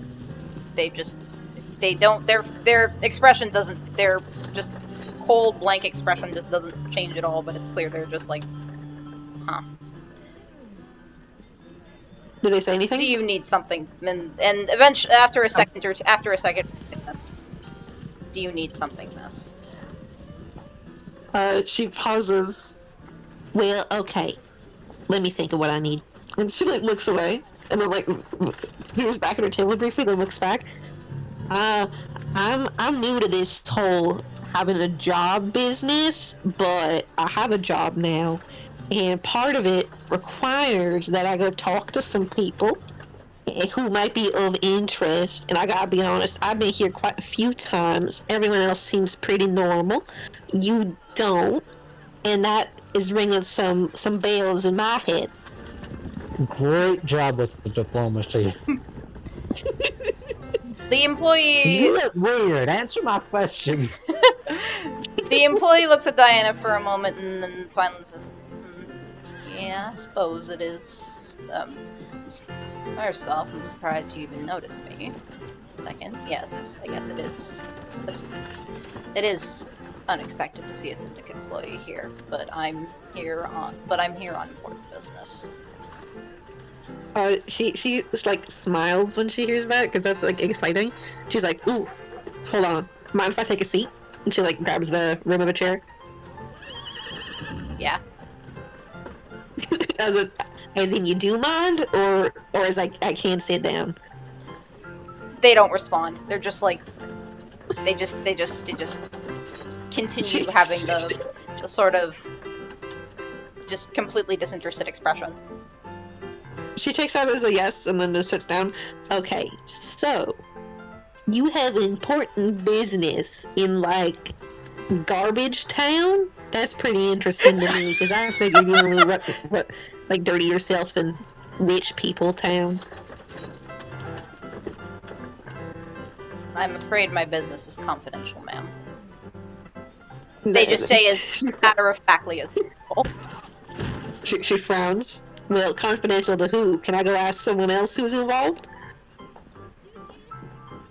The other parties involved are confidential as well. She frowns even more. Well, that's stupid. Why are you gonna go look so mysterious and then tell people they can't get involved in the mystery? Like, if I went if I went in the middle of the jungle and I was wearing this outfit, people would be like, why are you wearing that in the jungle? And if I just said, I can't tell you that, people would get pissed off. And I'm pretty pissed off now, too. The employee just as like, it's very hard to get a read on their expression, but it's obvious they would rather not be talking to Diana right now. They're just Reasonable. they may be starting to see a little bit of annoyance in their face. But just maybe like a microcosm of it, because they just got this very, just almost like, just cold, emotionless kind of stare. And just like, ma'am, do you need something? If I can't assist you with anything, I'm going to have to ask that we end this conversation. She stops, thinks for a second. Yeah, I was saying before, I want to know what you're involved with, and that would help me actually quite a lot if I. And then she like stops herself and like thinks, and then realizes that asking someone who works for Ice Chillendrig is probably not a good question, and she like holds off. She like leans back in the chair. You know what? I got a new question that is actually much better than the old one. How's your day been? And she like beams. The employee finally sighs and realizes they're just not going to get Diana to go away until they provide her with something. Like they're trying to kind of think of what will just make Diana go away, and they're like, as you can tell, I'm an employee of the Scarlet Jewel Syndicate. However, the details of my current assignment and position are confidential. You can call me Zero. She like nods a bit. Okay, Zero. That's a number. That's not a name, I think. Wait. She looks around. Is that rude to say? I don't know who your parents were. I'm sorry. Maybe they just really like math. It's a code name of sorts. She like widens her eyes slightly, nods. Okay, see, that makes more sense, because frankly, if my parents named me a number, I might be quite mad. Well, you know what? I got to be honest, my friends are probably waiting to talk to me again. But you know what? You look pretty dapper, you look pretty nice. So if you ever wanna, have a fun drink with someone, get like the edge off the company work, and she like waggles her elbow, shoulder in his direction, or their direction. Sorry. You still can't tell if this person, even after hearing them speak, you still can't tell if this person is a man or a woman. Zero is an enigma. Zero's gender is 0. Their gender is 0. That's so true. My gender is no. Very true. Their Yeah, gender she is confidential. I'm afraid I have to decline. They say very coldly, I'm afraid I have to decline. She frowns and then nods a bit. Alright, I think I understand. And then she just stands up, waltzes back to her table, sits down. I gotta be honest, I kinda hate that stranger over there. They are no fun. Tell you anything? You didn't roll. Then again, Diana, you kind of didn't ask them anything, like, important or relevant. Well, you know what? That's not her concern. It very much is. Like, all Diana kind of seemed to do, like, honestly, Zero is kind of currently thinking that Diana just attempted to come up and try and flirt with them, and obviously was very unsuccessful. They have no idea what that was all about, except maybe an attempt to, like, get them to, like, get a drink with them, and they're just, like, they could not be less interested. Okay, Diana, like, rolls her elbows onto the table, like, puts her chin on her hands. Here's my thinking. I think they are related, because they seem real suspect, but if I just go saying, I think he did a crime, they gonna shoot me. I gotta be honest, I'm a pretty good blind shot, but I think they're pretty scary, and I might get myself hurt if I do that. Yeah, that sounds like a terrible idea. I don't think it's a good idea to go randomly accusing people of being murderers among us. So, what exactly gives you pause? Well, I asked them, what they were doing here, didn't get an answer. How their day was, didn't get an answer. They said they're a business, it's confidential. What does confidential mean? That's stupid. If I want to know, I'd ask, and I did.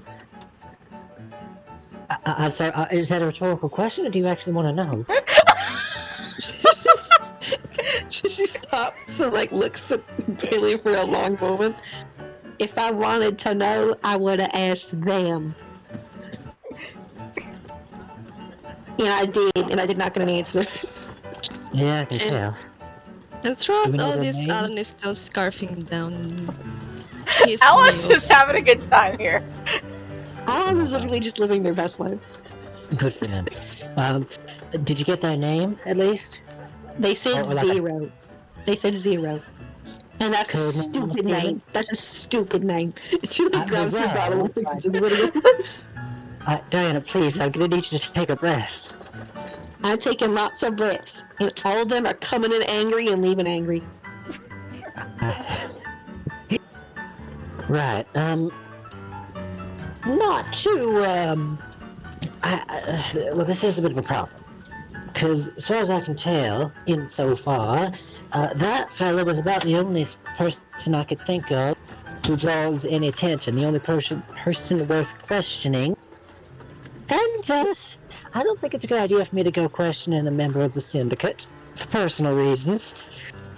Well, Diana's apparently Diana's pretty not bad at it, gonna- so you might have to take this one, Bailey. Diana like Diana pauses. tried, and obviously that wasn't very successful. Diana pauses and is like, Bailey, you know what? I just had a lovely idea. You're a much better thinker, like logically, I think, than I am. You tell me what to go ask them. I'll go ask them, and then I'll use like the power of your genius to know what to say. And she like smiles. They're actually blushing a little. Oh. The flattery is working. But what I suppose... Alternatively, Alon could go, but they're pretty enthralled in their meal right now, so. Has... Alan not- did look up at Diana mentioning their next great idea, and was surprised when it actually made sense. I suppose you should ask if Not-Not's been here since if they see Not-Not here since Monday. If so, you know, what was her demeanor? Was she happy? What did she do? Diana like slowly nods. Okay, that 'Cause we makes a don't- lot of sense. Because That makes a lot of sense. we don't know how long they've been here, this 0, but we do know that a Titan coming here generally will attract a lot of attention, people bowing and scraping and trembling in their boots. So I think it'd make enough of a stir to be worth making note of. Okay. Diana like nods as if taking mental note of it. Alright, I will try again. She stands up, walks over, doesn't sit down this time, just kind of leans on the front of a chair. Alright, hello again. I got another question for you, 0. I know you work for the Syndicate, obviously. Lovely clothes. And I know that you know the business all the Titans running around, probably. Do you know if Not has been in here recently? Diana, roll straight talk. Oh, straight talk. Okay. Is that... I think that's a D1 for me. Let me double check. It's just a 1 on my paper. If it's 1, then yeah, you roll 1d6. Okay. 1d6. Got a 3. Oof. That is, so 0 is not happy that you're talking to them again. And they just Oh. respond as bluntly and coldly as possible. That's classified, ma'am. She like stares really hard. Now listen here. I gotta say, people coming in and out of buildings that are public should not be classified. What do you mean? Is it like she killed someone and we can't say? 0 just sighs. And just very defeated and clearly just kind of defeated. They can't apparently they can't just leave. They have to be here in the ABBADON for some reason. So they can't just leave and and Diana's not gonna leave them alone. So they're just like, the only information I can provide is that there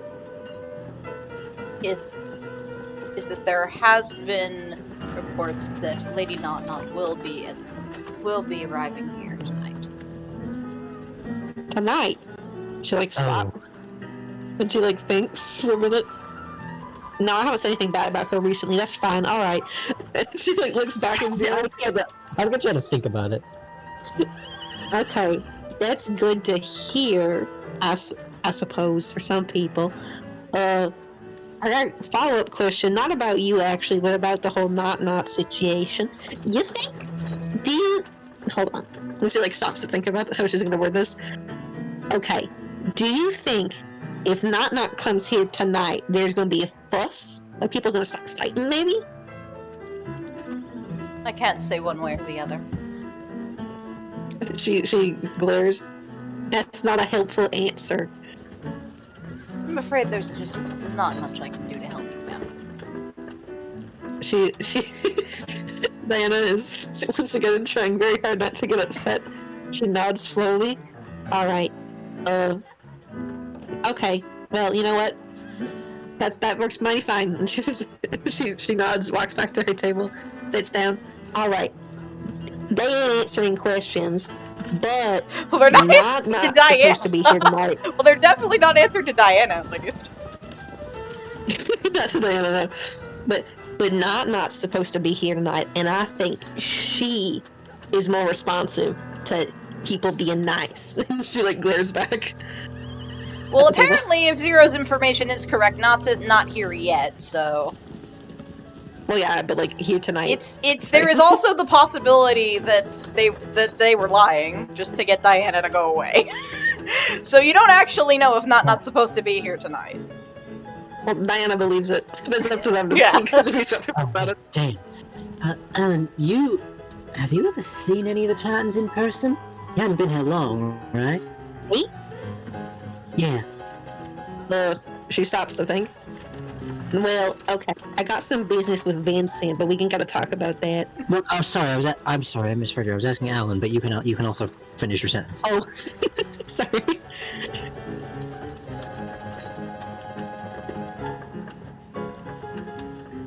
But go ahead though. Finish. You were talking. Oh, she stops, looks away. Yeah, just something little with Vincent. Don't worry about it. We're probably gonna get it sorted. She squints. From what I remember, I feel like I remember him chattering about you once, or muttering to himself. He seemed to have good things to say. Called you a law-abiding woman.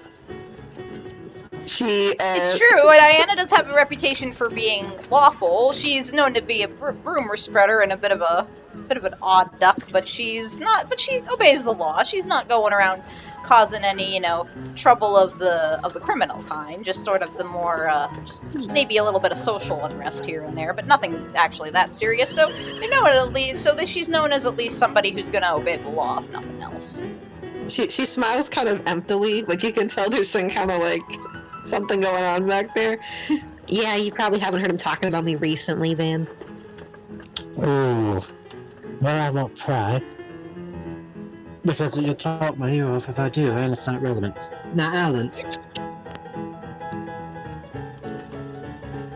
Alan looks up from the demolished remains of his meal. You haven't seen any of the Titans up close yet, have you? Never. Although Ishilindrik did screw me over and yeah, Alan Alon wouldn't have seen Icy in person though. They would have just seen Syndicate employees and railmender coyotes and such building the train tracks over where they used to live. So Alon definitely is not fond of Icy because they know that he's the person responsible for the fact they are basically homeless now and had to come to Rivayle to try and make some kind of living. But yeah, they would have never have seen Icy in person. Oh, I'm so sorry. I hadn't thought. They kind of awkwardly pat Alan's shoulder. Aww. But just because you're new to this, I'm going to give you a little bit of advice, if I may, just to ensure this goes smoothly. Do not hiss them off. You probably shouldn't even talk to them at all, quite frankly. Don't look in their direction. Just, if you make a Titan angry, they will make you regret it in the brief moments that you are alive. Diana tugs at her collar awkwardly. Yeah, Diana's debt is, Vincent is not very fond, is currently not, even though she is quite law-abiding, Vincent is currently kind of unfond of her because she spread a rather embarrassing rumor about him. Which, Bailey may or may not know about. Alon, I'm assuming they don't know. Alon nods in agreement and makes mental note not to kiss any of the Titans off. Although, if he does meet Icy or any of his lieutenants, he may secretly flip them the bird. That sounds Entirely on point, fair. yeah. Diana, like, oh, sorry. No, go ahead. Diana, like, finishes off the last of her drink and then, like, nods a bit. Alright, here's my idea. If Not supposed to come here tonight, we can just ask her questions directly, can't we? Very carefully, yes. Well, you know what? Not's she gets me. She's more, she, like, stops, looks away. Maybe I shouldn't say that. I don't think she gets me, but she's a lady. I'm a lady. Ladies, we get along. I think she'll if she won't hate me, I'm sure. She'll get you in a box. Diana, like, frowns. You can't just say that. It's rude. It's rude. It hurts my feelings. I will take your word for it, and I will let you handle this one. Just please be careful, please. I'll be careful. Careful is my middle name. Well, this is assuming Not shows up. You haven't yet. It's getting a bit late, around 10 o'clock, sometime after 10 o'clock at night now. Right. Of course, that's still kind of early as far as the nightlife goes, even in Dustholm. But you're not sure. But now you're starting to wonder if Zero was actually telling the truth, and maybe since Diana's attempts have obviously not gone off so well, Bailey or Alon, do you want to give it a shot? I think. Alon, do you want to? I think Alan's getting a bit stir crazy in a small cramped space full of people, and he's getting a little antsy. So, can he step out of the saloon for a bit? Maybe wait there outside. Yeah, of course. If Alon would like to leave the saloon, he is able to step away from the group and leave the saloon. Just let us know when he comes back. He's just outside the saloon having a smoke break. Okay. Cool. So if Not or any of her lieutenants or minions show up, he'd go back and tell the two. Yeah. Okay. So does that mean that Bailey's gonna go try to talk to Zero too? I guess so. I mean, it's kind of the only. There's not much else you can really do for the moment, right? Like, unless you want to try talking to like other random people in the bar. But Zero is definitely the most weird, out of place, and Diana might have just at best gotten a lie out of them. I will try and approach them then, and greet them with a little tip of the hat. So, Bailey approaches Zero, tips the hat. Zero looks them over, just as coldly as they've been the entire time. Doesn't say anything.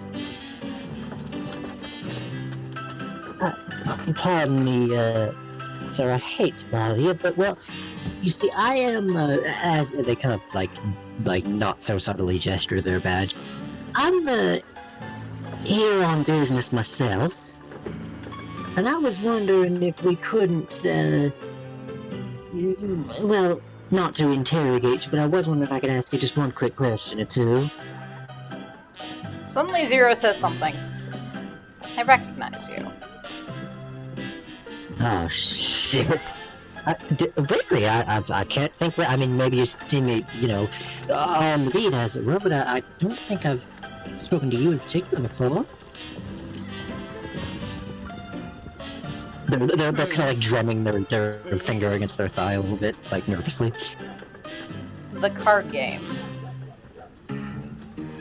Zero says coldly. Oh, what a long time no see.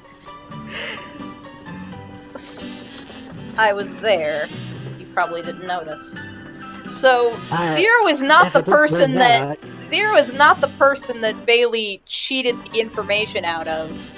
Back when But they they were there. before They they were were a witness to deputy. But apparently Zero was there. I guess wherever that happened, it was some syndicate-owned place, and there were other syndicate employees there, and Zero was there. At least saw that happen. It's a lovely establishment, isn't it? I mean, y'all really run a tight ship. It's remarkably well done. I should have suspected that the deck was loaded. It said something. I suppose that's my error. Now, everyone keeps saying that, and I've had just about enough of it. I operate entirely fair and square within the bounds of the law. They say, lying. You said, like a liar. They're Zero doing just a is Diana like, impression.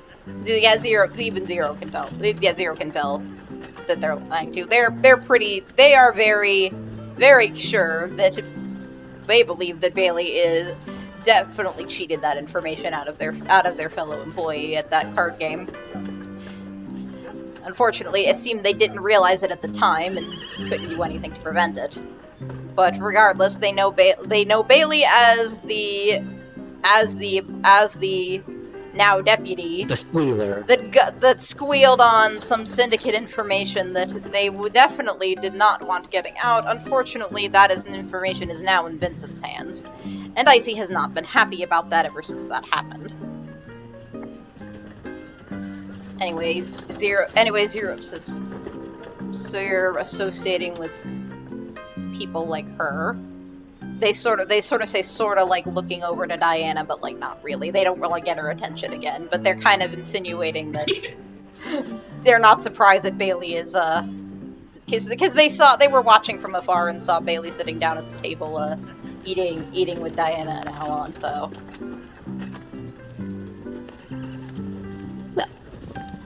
Associating is a strong word. In truth, I hold no particular loyalty to the sheriff and his men, but it's a cushy job, and as I said, I'm here purely on business. I would prefer if we could let bygones be bygones and discuss this matter professionally. Zero just sighs very softly. Again, you just are not getting. This is just a very straight-laced person. They're not showing just the minimal amount of emotion, if that. Just sort of softly sighs and says, "Alright, what sort of business are you on?" Well, my compatriots and I are investigating a missing persons case. A regular here has recently, gone missing, and we thought that checking the last place she was would be the best place to continue our investigation. Unfortunately, we've rather hit a dead end because nobody here seems to know nothing. Yes, the rancher's wife, I assume. Ah, you know as well. Good. That speeds things up. I have information about that incident, yes. Well, I don't suppose you'd just be willing to part with it that easily, would you? It doesn't concern... It mostly doesn't concern me, so I have very little, and what I do have is confidential. Naturally. However,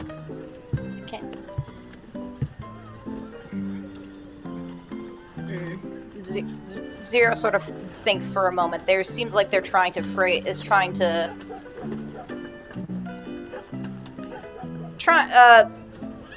obviously Bailey's just trying to do their job, and they don't like them per se, but they understand it. They got a job to do, so they're thinking and saying,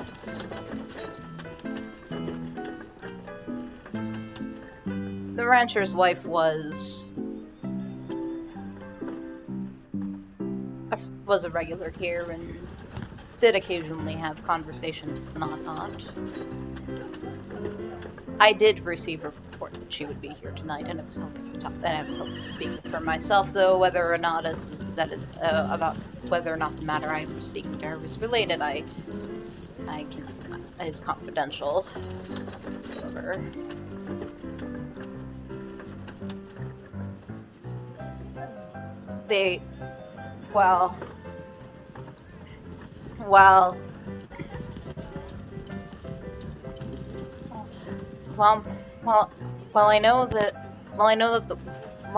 I know that Miss Cassidy and Lady Not were mostly on good terms. I did hear about an argument between them. I believe it was last Saturday. Argument on Saturday. I don't suppose you know the contents of said argument, do you? Why it broke out? I'm afraid that's not something I'm privy to. Can I ask something? Yes. Yes. Can I, from where Diana's sitting, can she see if Zero has a gun on them? Yes, they're a syndicate employee, they have a gun on them. I will make sure of that, yeah. Because that's something standard in like their artwork. What Diana wants to know right now specifically is, are they holding like their hand on it? Are they holding the gun? No, it's just like in a holster on their uniform. Okay. That's all I want to know, thank you. Okay. Yeah.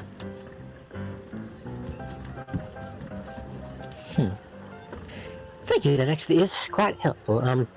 Honestly, I think that's about all I need to know, so I will leave you be for now. Best of luck with your business. Kind of nod and just quickly excuse themselves. Best of luck with your investigation as well.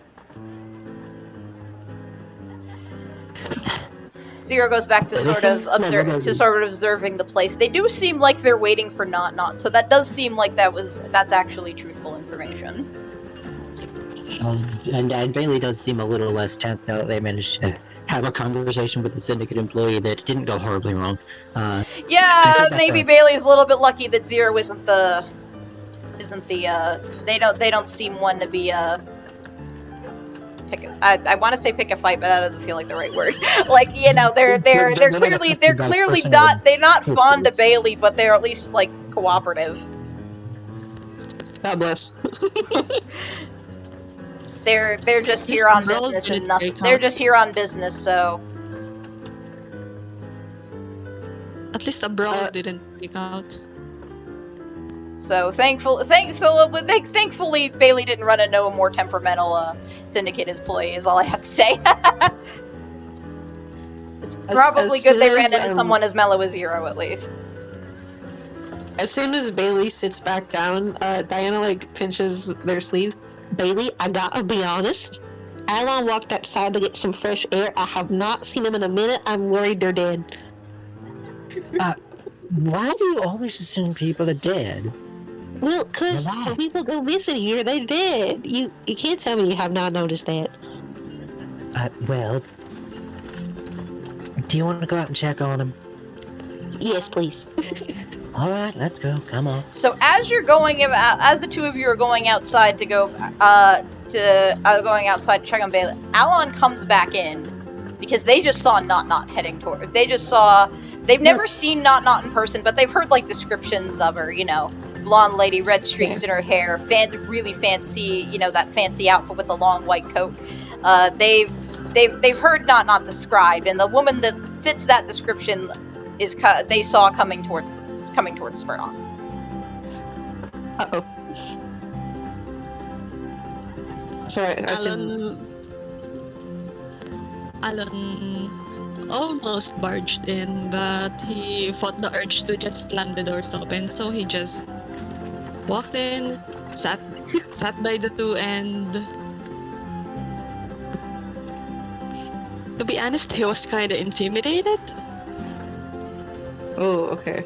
Yeah. So Alon seems kind of intimidated, but hasn't said anything yet. So Diana, in her genius, puts two and two together. Oh no. Were they fighting you? What? No, I was smoking. she just nods a bit. Okay, then we got one thing right today.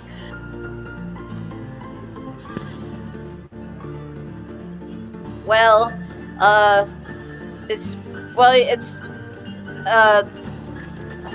sorry, wow.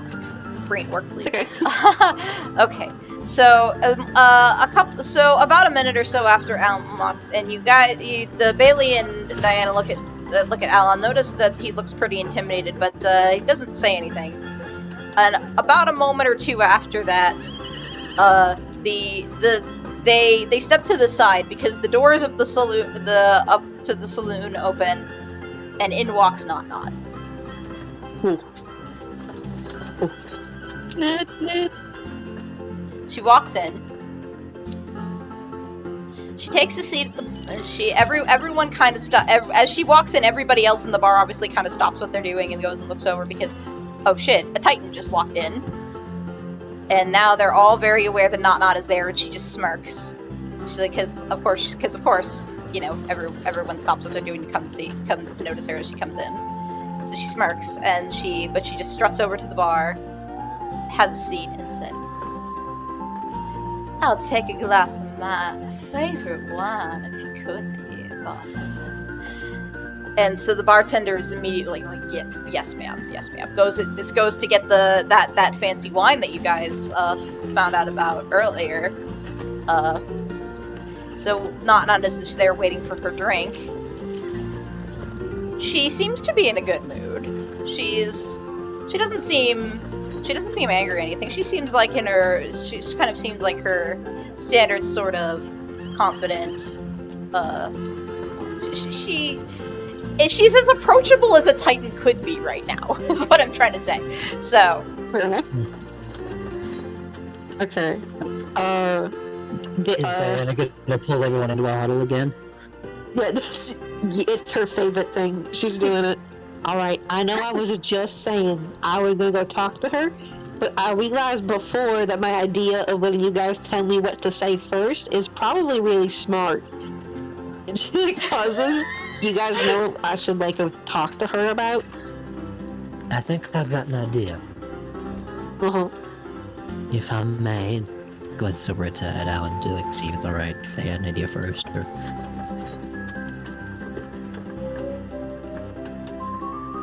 I'm sorry? Well, I do think if we were to talk to Not, we should tell her we're investigating the missing persons case.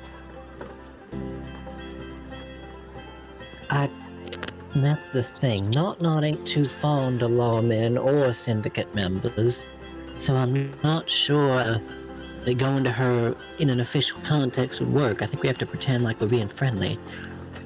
I am friendly. she looks a bit offended. Well, Maybe a little too Here's much my in thought. some cases. Here's my thought process. And if this doesn't work, we can just tell her outright we're looking for a missing person, so that's fine. But I think you use the wine as a conversation starter, you know. Say that you had a friend who was recently gifted some of it, and you were wondering how you might get into her good graces enough to get a bottle for yourself. Diana nods emphatically as they're speaking, as if it's the most brilliant thing she has ever heard in her life, and she smiles and is like, "Alright, well, I'll go try." And she stands up, but mid-stand she kind of hesitates, because she always acts very flamboyant, but she's very really anxious, and she just kind of swallows hard, stands up, walks over, points at the wine. "I gotta say, ma'am, that bottle looks absolutely divine. I got a friend of mine, and she pauses. Now, her name is Cassidy, and she loved that wine so much. She had a bottle of it. She showed it to me, said, 'This is my most treasured wine.' I gotta say, I'm wondering, are you two maybe drinking it together sometime? Because, frankly, I think it's absolutely wonderful. Everyone who drinks that kind of wine should be best friends." Not just kind of looks at Diana with a sort of a amused smirk. Kind of chuckles a little bit and says, quite as lovely, isn't it? I so you know Cassidy as well. Yes, I introduced her to this little guilty pleasure of mine. Not that she was very grateful. I can imagine. She like very slowly wheels herself into the bar seat next to Not. I gotta say, personally, I'm not a big wine fan. I usually go for beers first, but I gotta say, nothing makes me feel more like a fancy lady than cracking out a wine every now and again, and that kind is just absolutely wonderful for that. I don't make too much money. I'm not poor. I'm not in the dirt, but it's a lovely treat after a nice month or two, I gotta say. I can tell you ain't dust home fuck, sugar. You ain't fooling nobody.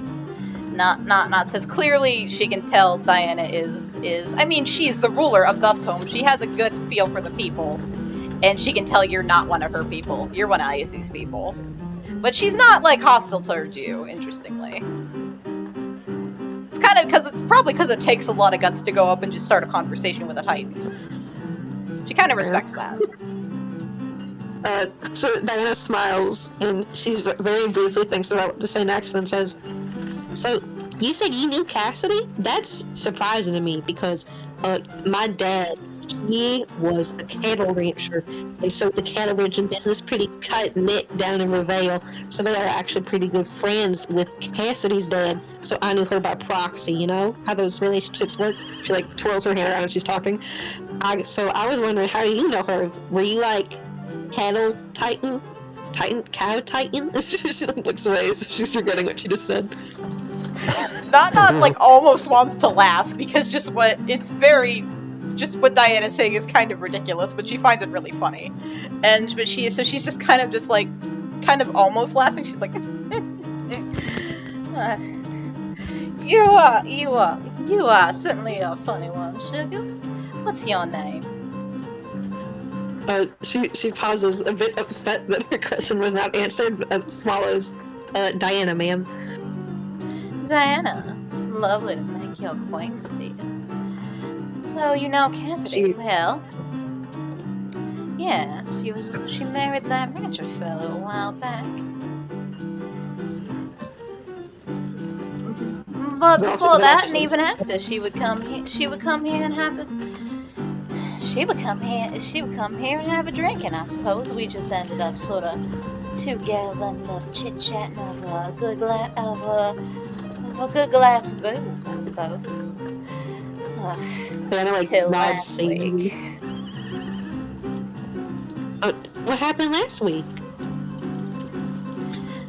Not kind of scoffs, but but there's almost kind of like sinister smirk on her face. It's like, darling, do you, sugar, you don't think I've gained weight recently, do you? Just between us ladies. Diana, like, very widely flushes her eyes. I haven't been staring at you too hard, have I? You've been staring quite a bit, sugar, but tell me, you think I'm looking any less divine than usual? Diana pauses, thinking very hard about how to answer this question, kind of like tilts her head to the side. No, but frankly I don't see you much at all, so I can't really tell there's a difference. I gotta be real with you. I suppose that's fair answer. She says, almost kind of with a little bit of a sigh, and she says, still, I know I've still been keeping in tip-top shape. Not that Cassidy thought so. Well, suppose she. Tell me,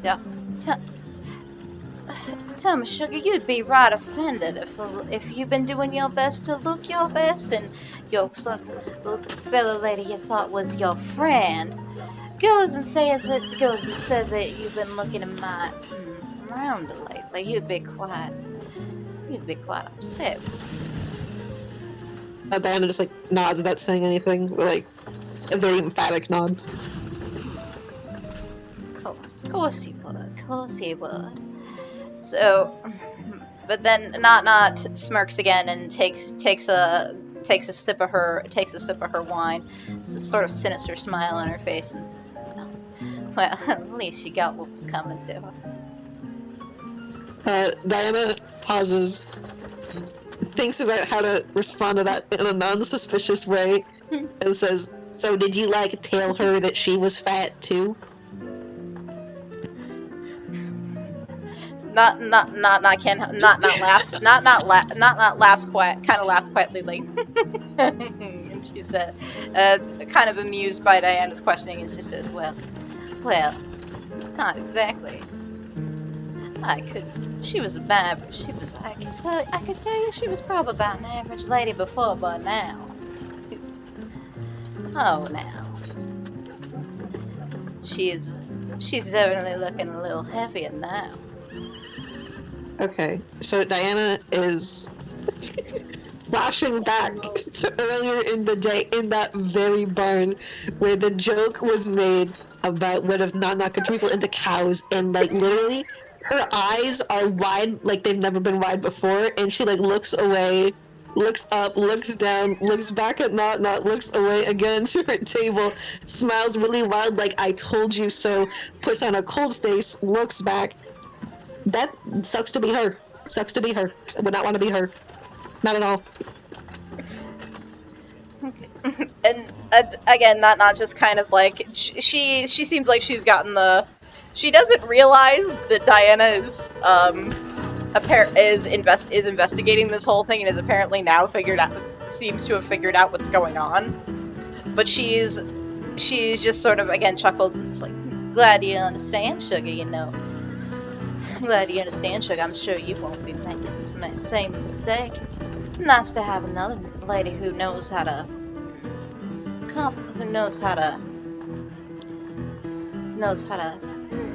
say the right things as opposed to the wrong things. She's just kind of like she's enjoying talking to Diana and is like so clearly she was offended by something Cassidy said. Zero did mention they had an argument.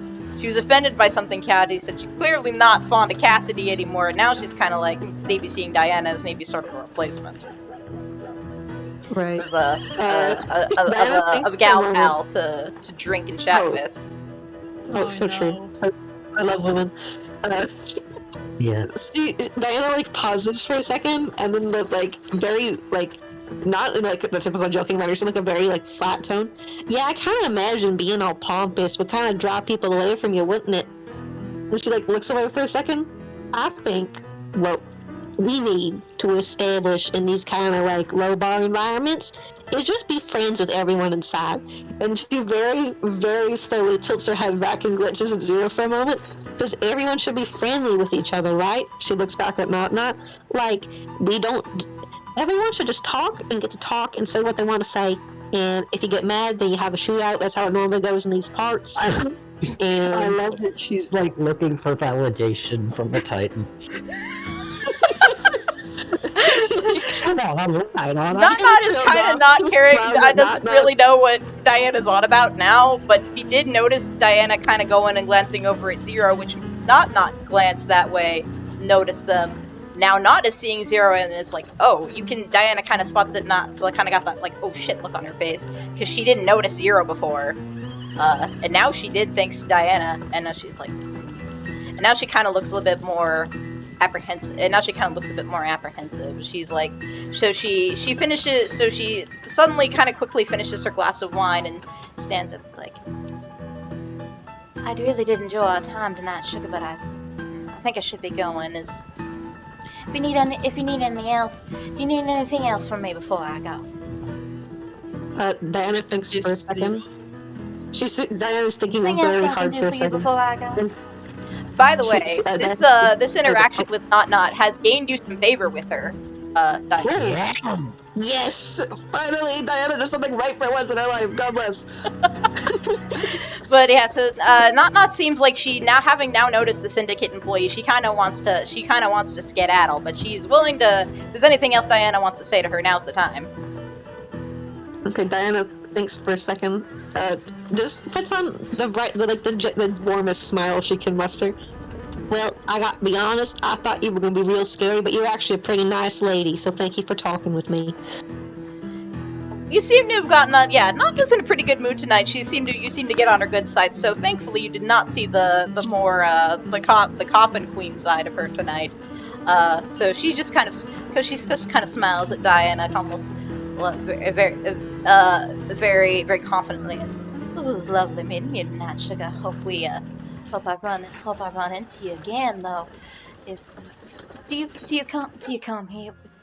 It's a little unusual to see your kind down in these parts. Do you come here often, or am I gonna have to go to one of the places up in Icy's territory to go and see you? She kind of fans her hands. I kind of go everywhere, to be honest. Depends how I'm feeling. But quite frankly, if you want to talk more, I'll come here more. I don't mind. Hold on a second. The music. Oh, yeah, sure. Okay, sorry about that. I don't know why I forgot to loop the music, I think. Okay, sorry.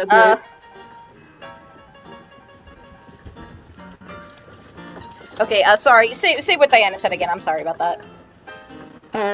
So she fans her hands. I gotta be honest, I don't come here too much. I kind of go everywhere. But if you want to talk more, I'll come here more. I don't mind. And Nana smiles again and says, "Lovely. Hope I see you around then, sugar." So after that, she turns around. She turns around and starts to leave. Diana tips her very tiny hat. The power of lesbians win. Yeah. True. So after Not leaves, Diana whips immediately to her other party members and does the thing where you flick your wrist up really fast to say we have to go step outside right now. Yeah, we have to go talk. All right, I'll go. Alon gestures side. So you guys head outside? Yeah, Yep. just not very far. She just leads them to the other side of the building because she doesn't want Zero to overhear what she's saying. Okay. She's a bit clever, and she immediately says, "I told you she turned that lady into a goddamn cow. She literally told me this. She told me directly." Really? What? Yeah, I'm saying. I mentioned Cassidy, the nice lady, and she said, "Oh, she's a cow now." And I was like, "What?" But in my head, I didn't say it out loud because then she would get suspicious. But I think something went down.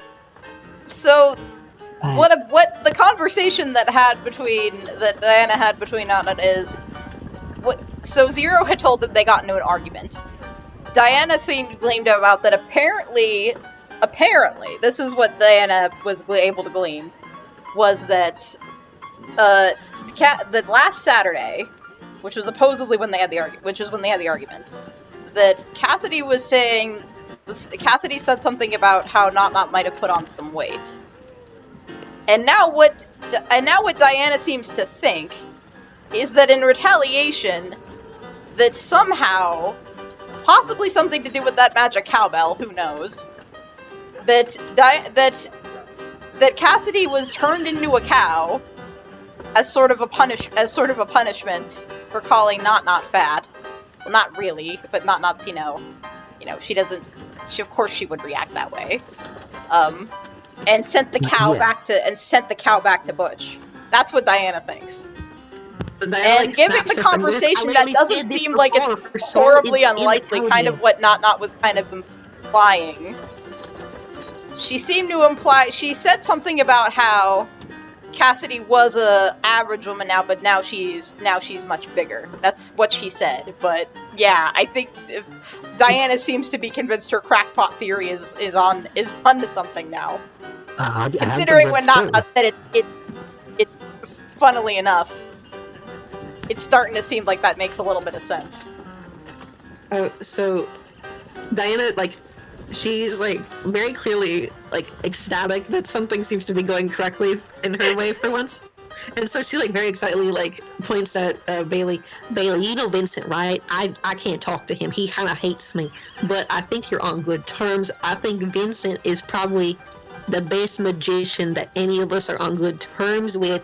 If we steal that stupid cowbell, or maybe the whole cow, I don't know how hard it is to steal, or just bring him there, get him to look at it. Do you think he could understand what that cowbell is saying? It's honestly, I think it's rather likely. Titans are, you know, probably the most powerful magic users in the world, and Vincent in particular has a scholarly interest in this stuff.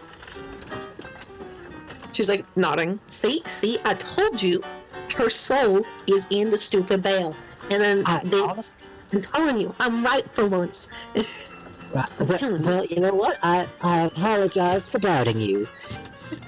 She Yeah, I'm not. You guys are somehow Diana's theory seemed to have been. Well, it's the thing it's the working theory at the moment.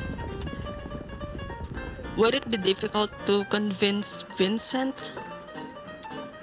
You guys would have to try. You'd have to go to Vincent and try. Diana like puts her fingers to her chin. Okay, here's my thought. If he sees me, he's gonna get real mad that I'm there, I think. Unless, nah, I can't do a disguise. My hair's too big. But if you want, we could just. I stay out of the room. You ask him. He sees me after. He's already agreed he'd feel bad for declining, maybe. Seems fair enough. Or you could stay at the ranch. I could stay at the ranch. She like nods and looks away. I get the feeling she does not want to stay at the ranch. I mean, it might be better than going to see Vincent.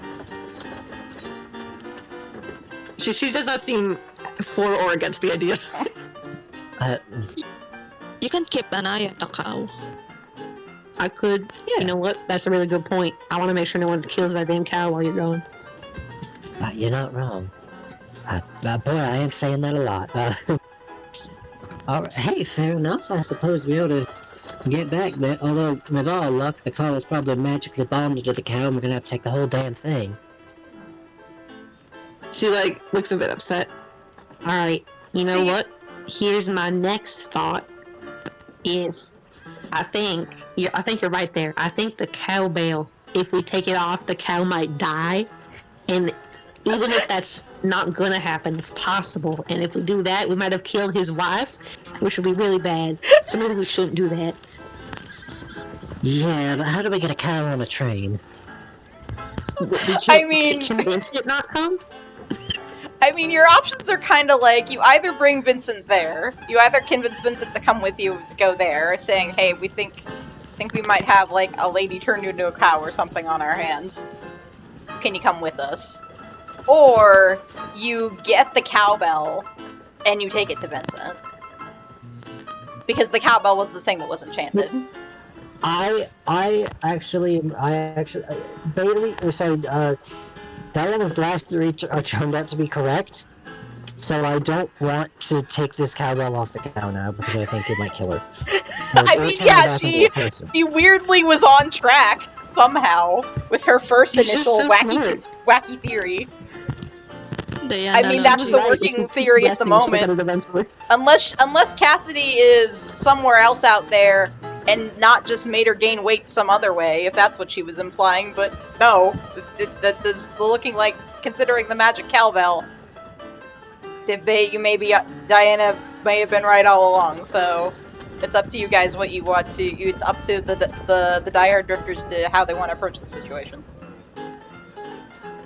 We can tell Vincent about the cowbell with the two intricate wounds and how it's related to a missing persons case. That's probably smart because he's gonna be like, well, I have to go there as a policeman or whatever. Yeah. So you guys are gonna. I think I will. So you guys are gonna go to Vincent?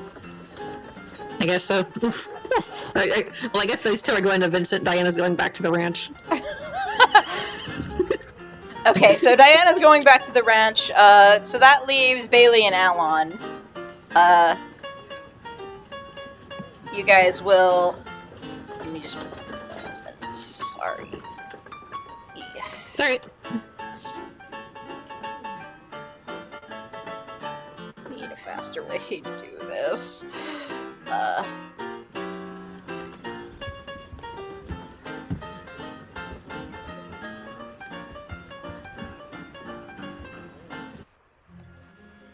Alright, so, as,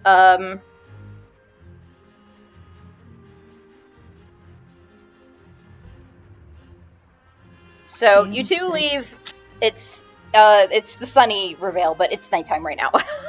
The background. Hold on, let me, I gotta change it on roll 22, hold on. Down to this one. So Diana's making her way over to the back to the train, as Bailey and Alon are leaving and heading towards the sheriff's office. They actually see Vincent on the way there, so they don't even have to go completely to the sheriff's office. They actually run into him on the way there. So as they're walking towards towards the sheriff's office, they actually Bailey and Alon, they actually see Vincent as he's also walking back towards the sheriff's office from somewhere. He was apparently somewhere else, and now he's walking back towards it as well. So they see him. Good day, Sheriff. Good night, as it were. And Vincent turns to Bailey with a smile. Like, good evening there. You're out on patrol. You're out on patrol rather late. Yes, well, I've been caught up in a case. You know how it is. I've had to enlist some help of some notable figures in town. A case. Vincent seems interested. He kind of raises his brow, like, I ain't assigned you to anything recently. Yes, well, someone up in the Golden Hills was asking for our help, and I felt, as a deputy, I should step in. As someone's gone missing, you see. Oh, now that's mighty righteous of you, Vincent. Vincent says he almost seems a little proud that you kind of were proactive about that kind of thing. He doesn't see that kind of thing from his deputies very often. It's so it's a little bit refreshing to see that. A missing persons case. A missing persons case, you said. So, what exactly has been going on? So apparently, I guess the other deputies that Butch went to just didn't even, or like just so disinterested, they didn't even bother to tell Vincent about this. So like he doesn't know what's going on. So. Well, what was the name of the ranch that he owns? Sundance. Well, it's the owner of the Sundance Ranch. His wife's gone missing. Huh. No. Cassidy? You don't say. You don't say. Vincent says. I guess because again he hadn't heard about any of this. Those other deputies were really bad at their jobs, and So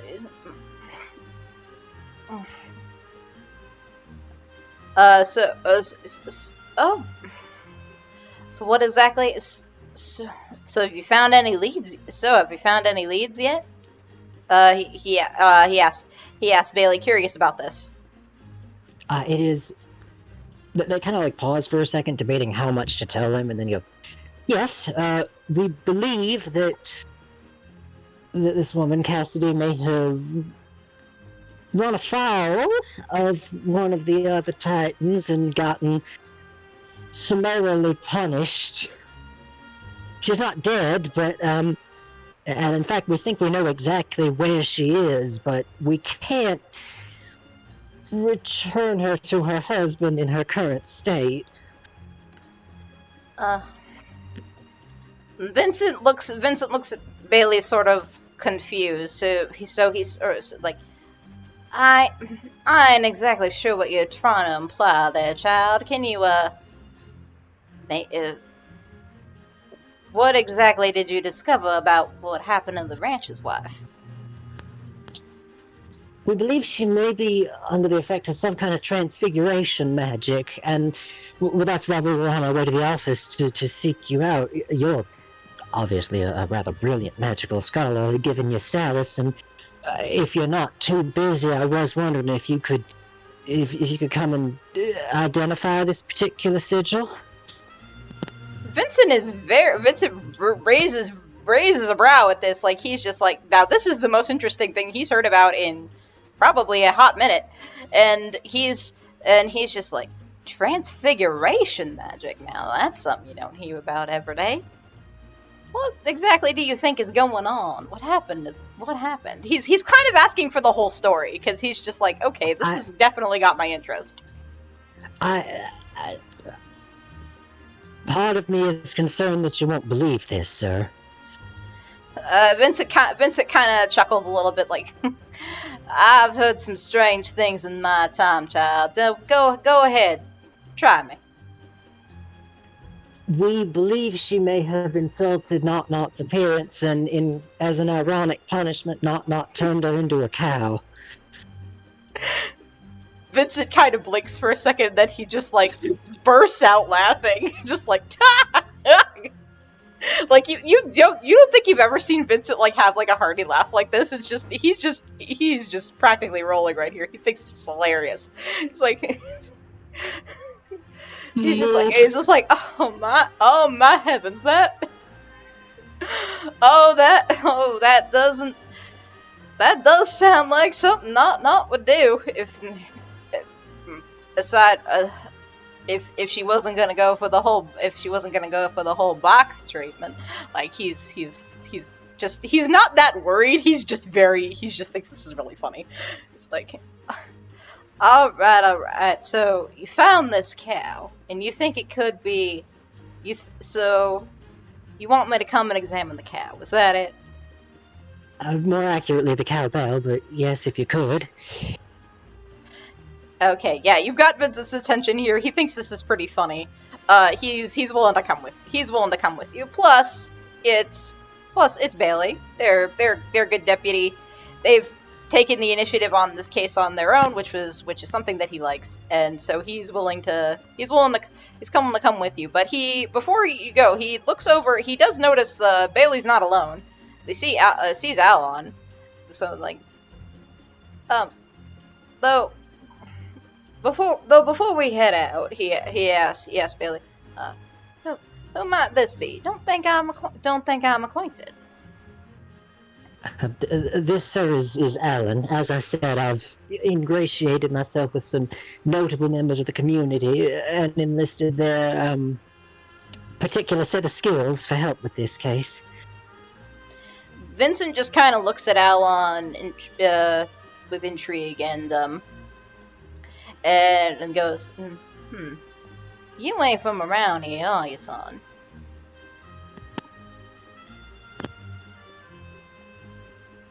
And tries intimidated, but yeah, I mean, Vincent is a Titan, so. But he's he's Bailey's boss, and they're on good terms, so. Alon shouldn't have that much reason to be afraid at the moment.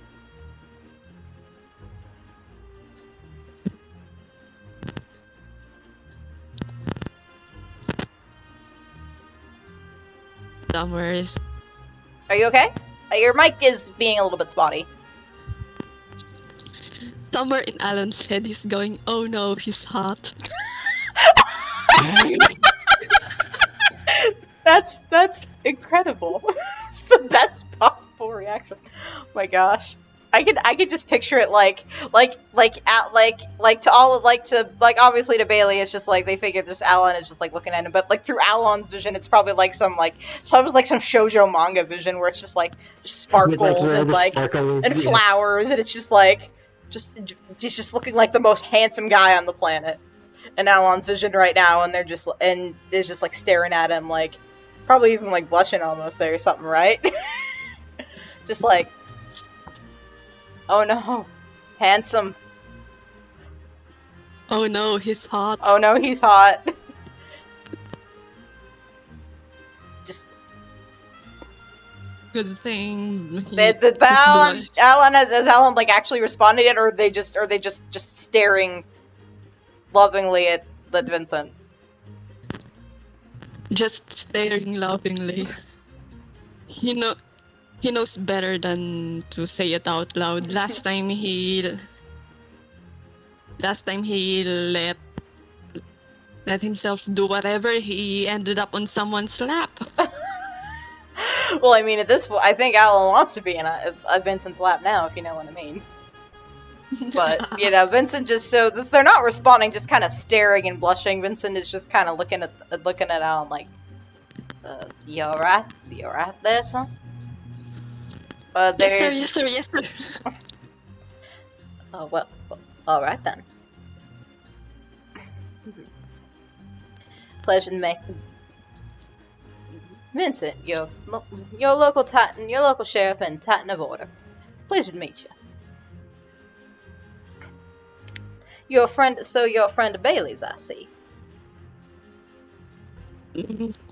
We just met recently, sir.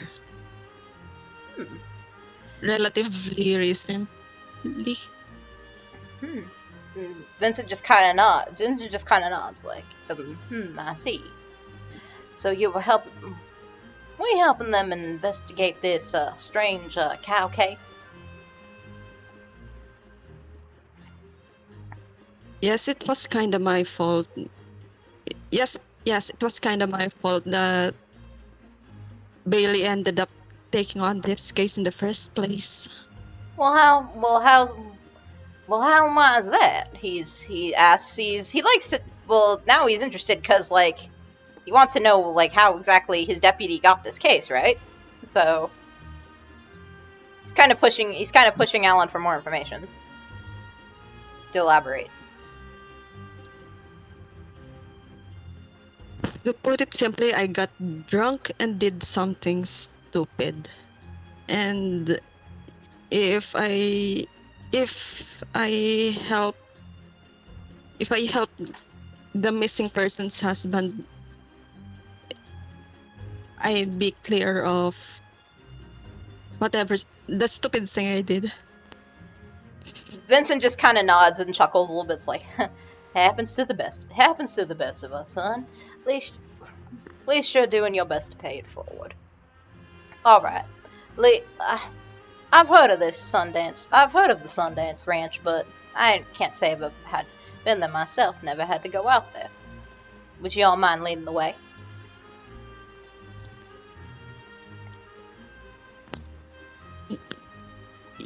Yes, sir. Lead the way. Alright. So you lead. So Vincent comes with you. He pays for the train. He pays for the train ticket, of course. And you guys make your way back to the ranch.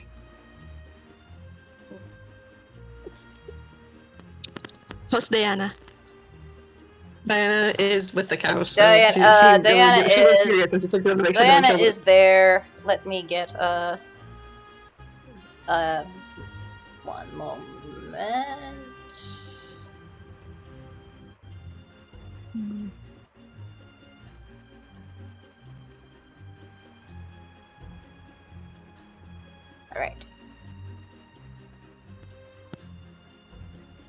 All right.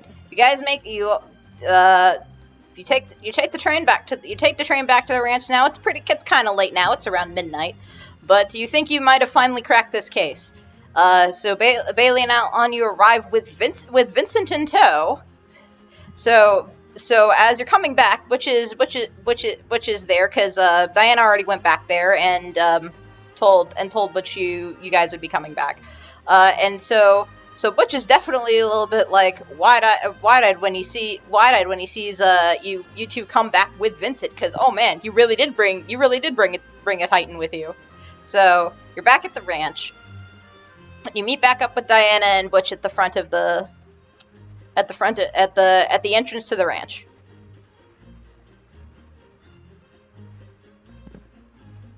I think Diana's probably just actually still with the cow. Okay, Rheya's with the cow. So actually, so you serious. meet back up. So you're back at the entrance to the ranch, and Butch is there, and Butch is like, my God, like you really did get Vincent to come. Hello, sir. Butch isn't wearing a hat, but if he was, he would be tipping it to Vincent right now.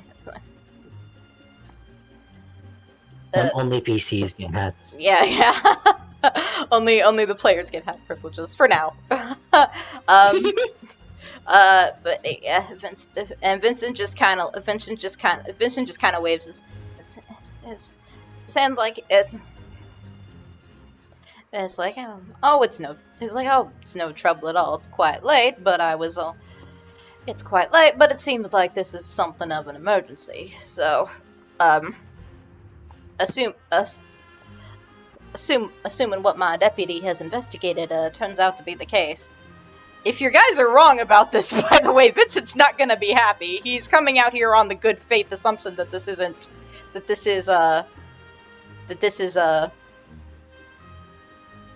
you get what I mean. But you're not gonna win him any points with him if it turns out you guys were on the completely wrong track. But thankfully there isn't it's hard to find another explanation at this point. Still, okay. So you guys head into the barn. When with Diana sees Vincent coming from the horizon, she, you guys are coming into the barn. So Vincent Bailey, Alon, and Butch all come into the barn. So Diana should be seeing Vincent now, and Diana hides her face with her hat and then looks away. with her tiny hat. I just imagine her taking off the hat and just putting the hat in front of her face, so it's just like she's not like putting it to her face, but doing that thing where she like holds it to the side of her head so you can't see her face, even though her hair is a dead giveaway. Yeah. So Vincent walks in and he sees it's hard for him not to notice Diana with the hair, even though she's trying to hide her face, and he's like, and immediately he frowns and he's like, and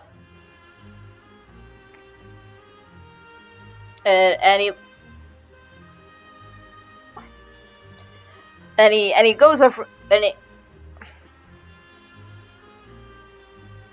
immediately he frowns and he frowns and he looks over at Bailey. Says, do you know her? I have enlisted her particular services for this matter, yes. Vincent just kind of frowns and is just like,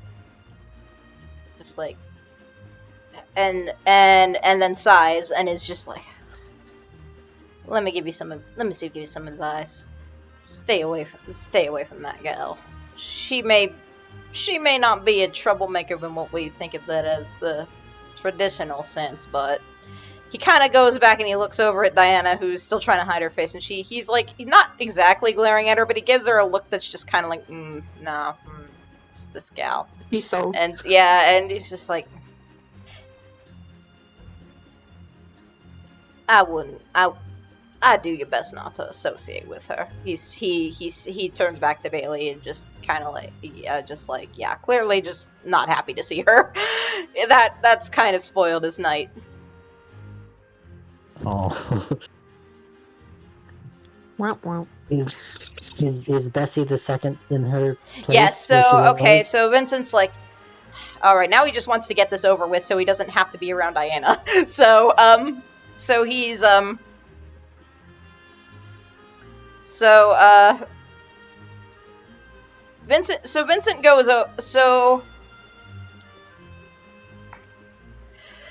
Vincent's like, all right, let me have a look at this cow. And so he goes over to Bessie the Second. He takes a look at the cow. At first glances, of course, she looks like a regular. Bessie the Second looks like a regular cow. The suspicious thing is the cowbell, which Vincent immediately noticed is something enchanted. And he takes a look at. He kneels down. He takes a look at the cowbell. He looks at the engravings on it, and he's like, By the lodestone, he says, having he kind of mutters to himself. He's like, and then he looks, and then he says louder to the others, yeah? Well, this just ain't no transfiguration spell. He's kind of surprised that they were as much on the money as he was. He kind of was expecting, like, he thought the story was so crazy, like he had to go and see if this was real or not. He kind of wasn't expecting that it was legit, but it is. And it's like, this ain't just no little old transfiguration spell, he says. This is a curse. There was a curse placed on this spell. Seems whoever wears it, well, he gestures to the cow. You already seem to have figured out what happened. Diana, like, immediately, very slowly tilts her head over. If we take it off, is she gonna die? That's me laughing, not the Vincent almost wants to laugh, but he's too a little bit annoyed at Diana to really do that. He's just like, he does kind of smirk a little bit, though. He's just like, no, but you wouldn't have broken the curse just by taking it off. So it's a good thing I came by. So he looks at the cowbell. He takes it off. He takes off the cowbell, and then he focuses on the cow. He puts his hand over Bessie II. Focuses. You see some light. You see sort of an aura of light emanating off of him. Clearly, this is like what he does when he uses his magic. And he mutters something that you can't quite hear because you're a little bit farther away. If you were really up close, you might be able to hear what he's saying, but you can't do that. So you just kind of hear him whispering something.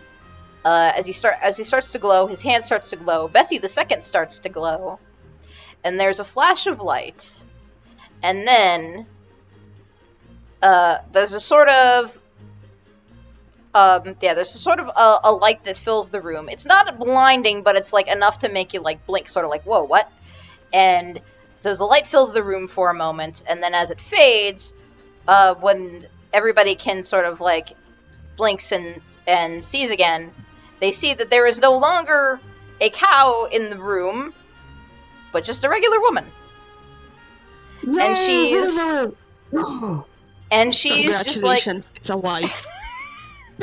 and Butch is like, and Butch's face is lit up. He's so happy because, yeah, that's her. That's Cassidy, who just suddenly looks around very confused. She kind of looks like she just woke up from a really weird dream, and she's just like, what happened?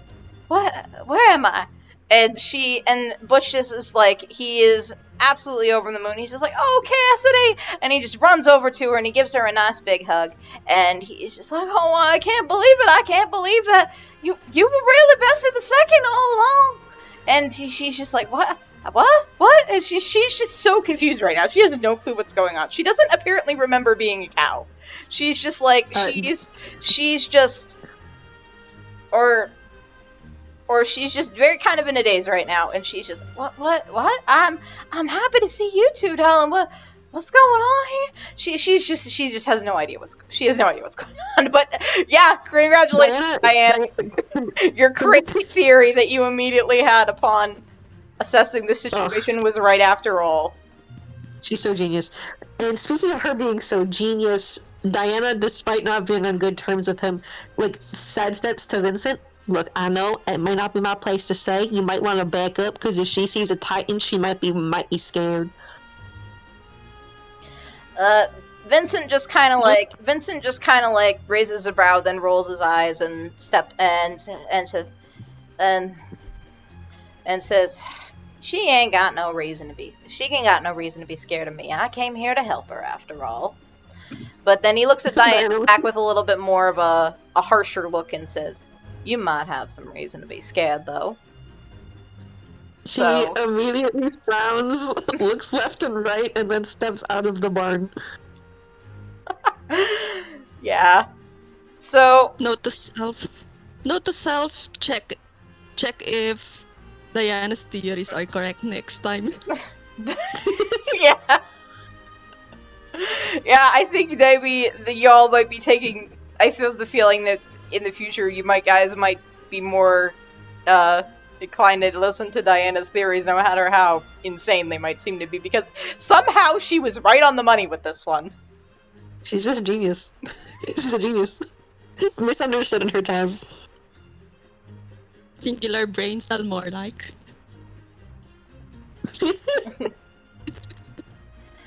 She's only got one, but it's a really good one. She Yeah. only has one brain cell, but this time it was a good. So Awesome. Cassidy is confused, but she's okay. Now it's human again. And Butch turns but after giving his wife a big hug, he turns to us like, "Oh, thank you all so much. I'll certainly pay you handsomely for what you've done here. Mark my words, and thank you too, Sheriff Vincent. I really, I am eternally grateful." And Vincent just kind of chuckles. It's like, think nothing of it. So it's what a man of justice does. Although he's holding the cowbell because he took it. He's the one that took it off of the Bessie II, who was Cassidy or Cowsidy all along. No, seriously. And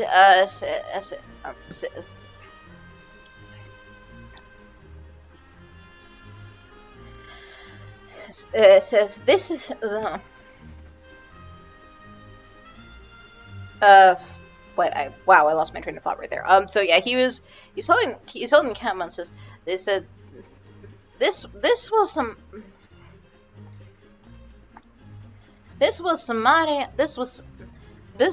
mighty powerful magic. You probably would have needed a Titan to come and break this curse, or poor Cassidy would have remained Cowsidy for quite a long time, if not forever. This is and he turns over to Bailey and says, "You said it was Not who was responsible for this, correct?" That's our hypothesis, yes. Mm-hmm. So Vincent thinks about this for a second. It's just like, that's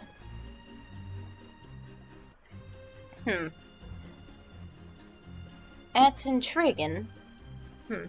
Considering this sort of spell, he says, he's really looking at the very elaborate runes and engravings on the marks. Like, this seems a bit above Not's caliber. Woman's powerful, don't get me wrong. She's Titan of Force after all. However, he's starting to makes me wonder. And then suddenly something hits him. It's like, wait a moment. He's like, I recognize this thing. And so he seems like he recognizes this cowbell. This thing didn't. You're right. This did belong to Not, but it wasn't hers originally.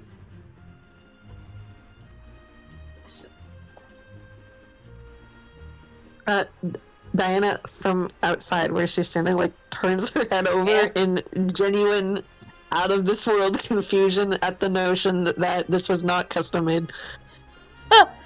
So yeah, that's all he says about that. So apparently saying something about how he says this did belong to Not. Louis Vega, thank you for subscribing. It says, yeah, he said this didn't belong to Not originally. But it is hers, but it wasn't hers originally, because he's saying the magic of it was actually above her pay grade. So he might be willing to elaborate more if somebody asks. Pardon, Sheriff, do you mean she stole it from someone? Vincent kind of chuckles a little bit, like, not quite, though. I might disagree with you. He says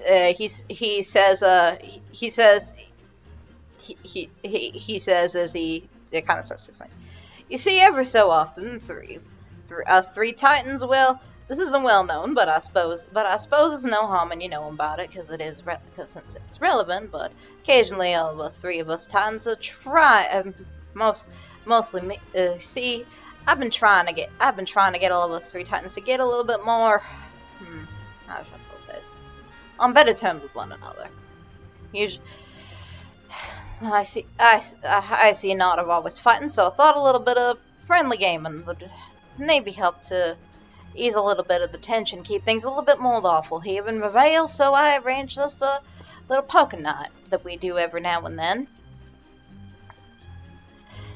Unfortunately, I see not being who they are, they decided to make things a little bit more interesting. He says, making kind of air quotes, by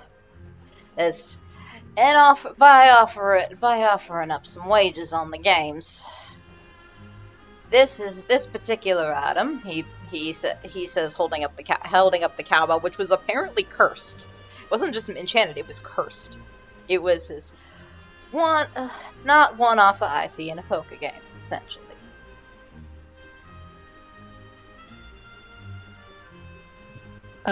Diana, like, she doesn't want to intrude much because, Vincent's there, but she just kind of, like, from where she is, shouts over. So, like, does that mean we have to go fight Ice Shieldrig now? And Vincent just kind of looks at her like, woman, what are you even on? like, what is wrong with you? It's like, we heavens, I should found the wife. We found the wife. Case closed. We found the wife. Case closed. I don't. Diana just like pauses. She pauses, seemingly having forgotten that was what they were supposed to do, and then looks away again.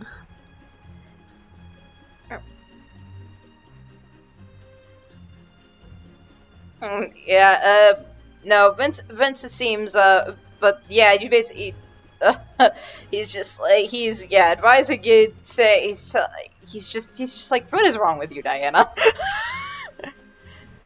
Anyway,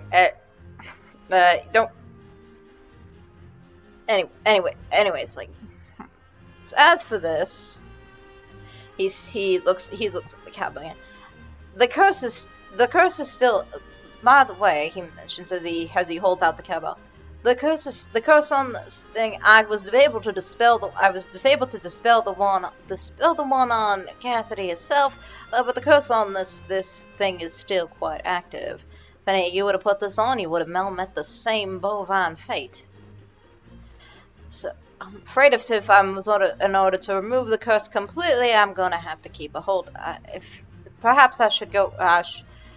If it's all right with you, Butch. He turns to Butch and asks, if I could keep this to go and work on dispelling the curse, so this kind of thing doesn't happen again. And Butch just kind of nods, like, of course, sir.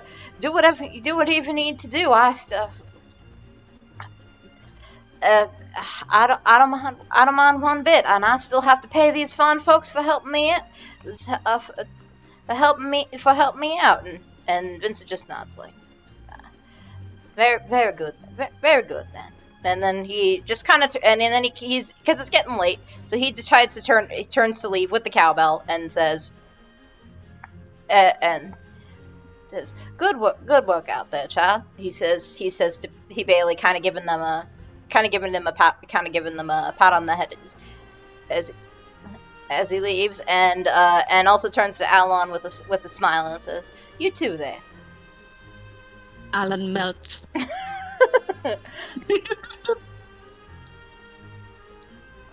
So, congratulations, you have completed your job. Yeah! And now, so all of you head into the barn. All of you head into, or not the barn, in the barn now. So all of you head into the house proper. Both Cassidy is also, of course, very grateful, considering she's now just getting caught up on what happened, and she's like, so she decides, she's just like, I was a cow. I can't even believe this, but apparently it happened. But so I'm just glad that I'm just glad to be back. And so they're both incredibly grateful to you. So you guys each received a payment of 500 gold. Yes. Nice. So now that is what each of you have. That's House funds. yep. That is your. House fund. You've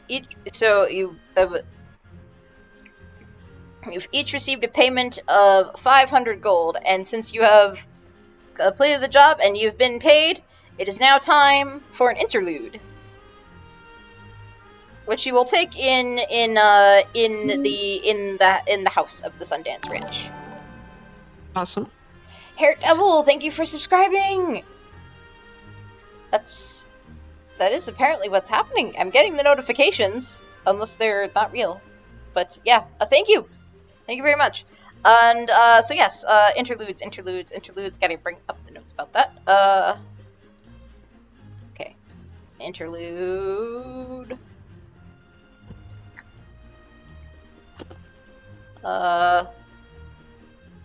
Sorry, it's just been like a week since I read this. Yes, interludes happens between major events or jobs, and so you get paid for the job, if applicable, so you are now paid. You each have 500 gold. You got experience for the job as well. So, look that up. Yep, you each got 3 EXP from completing this job. Awesome. Nice. And so you got 3 XP. So you can so now in the interlude you can spend the EXP or the gold that you just got to upgrade your character, or there's interlude actions, which are heal, barter, cavort, make a name for yourself, clear your name, settle debts. Heal is not relevant because we didn't have any combats yet. So, but we do have barter, so you could buy stuff if you wanted. There is cavort. That's kind of a lot to explain. I recommend you just go and look in the notes for that. You can make a name for yourself, so you can acquire a new reputation. You can clear your name, so you can clear a reputation that isn't infamous, or you can settle a debt. Technically, I think so. Once Rheya gets rid of that you helped butch here, the debt will be settled. So I don't think that's you don't need to. So Alon, yeah, you don't need to do anything for that. But you have the other options here, which are you can do any of the interlude actions. I just want to make that open to you guys here, so you can barter, cavorts, make a name for yourself, clear your name, or Gotcha. hone, or to improve, spend gold, EXP, improve stuff. There is a mention of deciding how well we eat. Do we have to do that, or? I don't think that's relevant because you haven't had combat yet. Yet. Big yet. Big Yes. Yeah, just this interlude does not mean the session is over. This is just the end of the job, so. Let's see.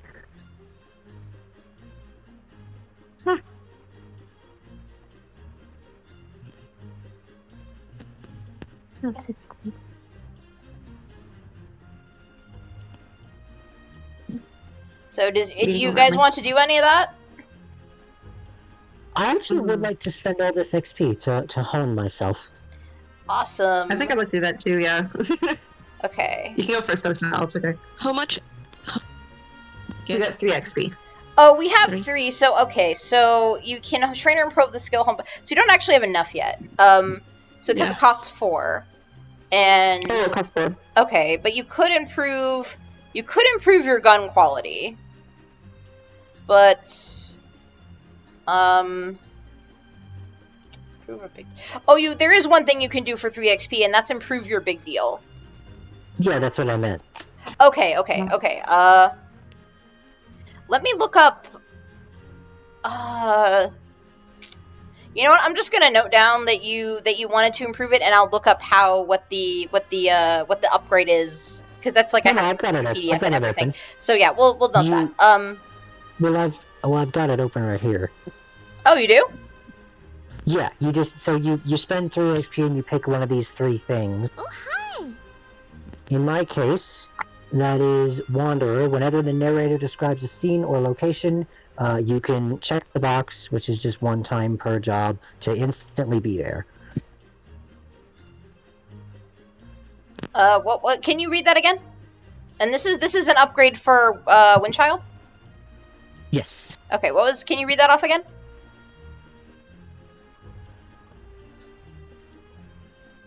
Yes, it is...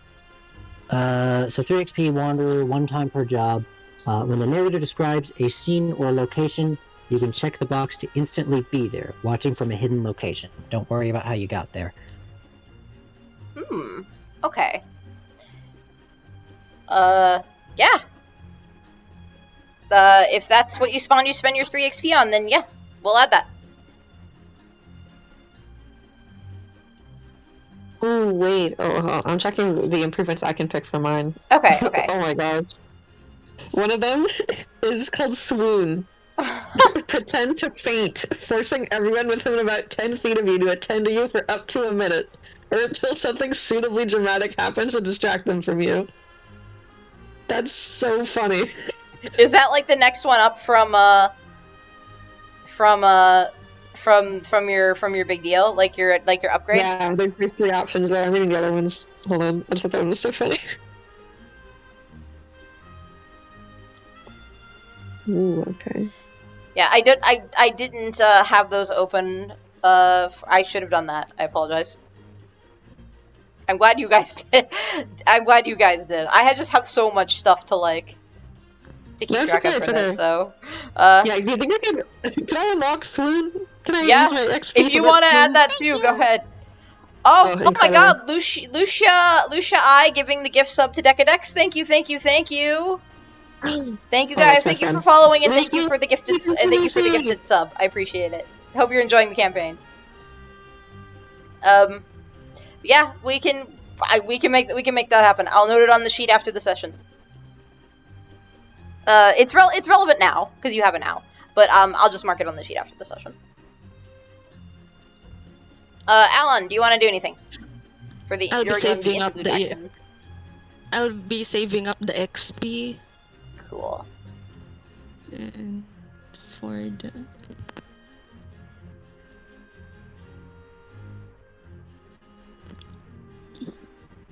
And what can I guess I can buy something for my big...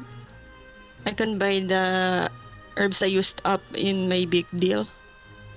I'm sorry? I can buy the item I used up in my big deal.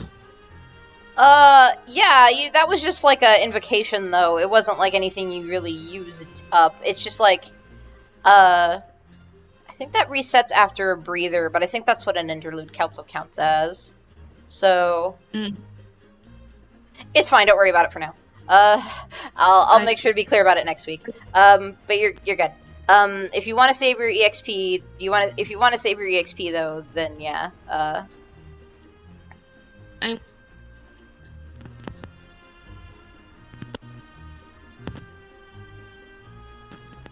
Okay, so, yeah, I guess, yeah, the other options are, you have the reputation stuff, there is the cavort, there's the barter if you wanted to buy anything. I think I'm good for now. Okay, yeah, I kind of want to I think I need to maybe set that up a little bit more in terms of like, I might need to do some more setup for that anyway. I kind of.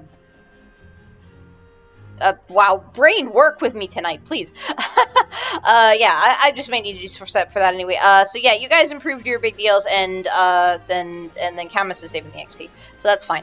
And then I think we're good for now because there wasn't any combats, and so the food and healing stuff isn't especially relevant. So all right. So you got paid.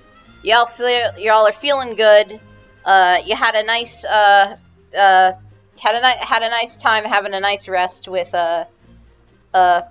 actually we'll say they let you we'll say for since it's pretty late at night right now, it's like midnight. They in addition for your payment and for your hard work, they let you guys stay the night at their nice cushy ranch. Awesome. So you guys have stayed the night. That was the you guys stayed the night at the Sundance Ranch, which for Alon was quite nice because Alon does not have a home. They actually got to sleep indoors tonight, so Nice soft yes. bed. So you guys have. Please. So you guys got a nice. You guys got a nice good. You got paid. You got a nice good sleep. Butch and Cassidy treated you to a nice breakfast. It was very lovely. They're very grateful, and everything. It seems like it's just going really swell. So you guys are on your way. You're leaving the ranch. You're heading back to the train. You're heading back to the train station to try and head back home. When suddenly, you are approached by someone. Uh-oh. Oh no. And If it's Zero, I swear to God. so who approaches you is a young woman. This spunky looking young woman with you might recognize her as the Outlaw Gunner. She was do you guys need to it's on the Roll20 and it's on the stream, but Oh, sure. I'll give me 1 second. Sure.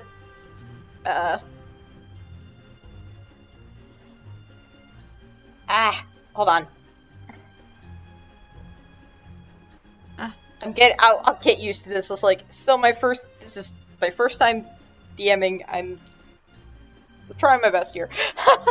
No, you're doing good. Don't worry. Okay. Okay. So here she is. This lady, this gal.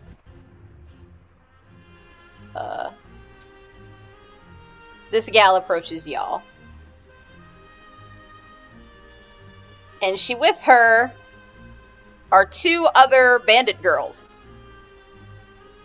I love women. They're like 2 of the like generic. I think I forgot to put them in a Roll20. But yeah, they're like 2 of the generic like Rivayle bandit girls. They're with her.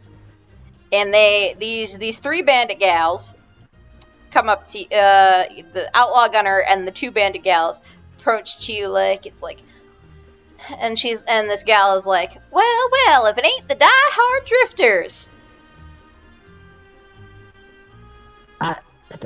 Pardon, that name's been spreading? Sure has, she says, and she says,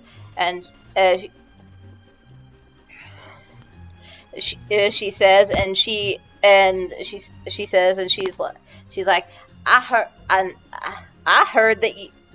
Not only that, I heard y'all have acquired yourselves a very rare item, a cursed cowbell. She seems to think that you guys have the cowbell, even though Vincent took it last night.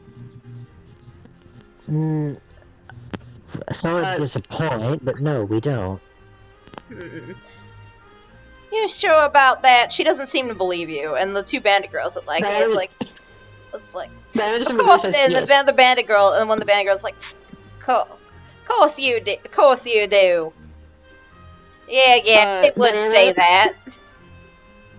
Diana like looks away for a second, thinking on the spot, and then looks back and says, why? Well, none of us are wearing it. It's a big bell. I don't see it in anyone's pockets. I don't think we got it, frankly. I mean, sure, if you really want it, you can go to Vincent's office and ask.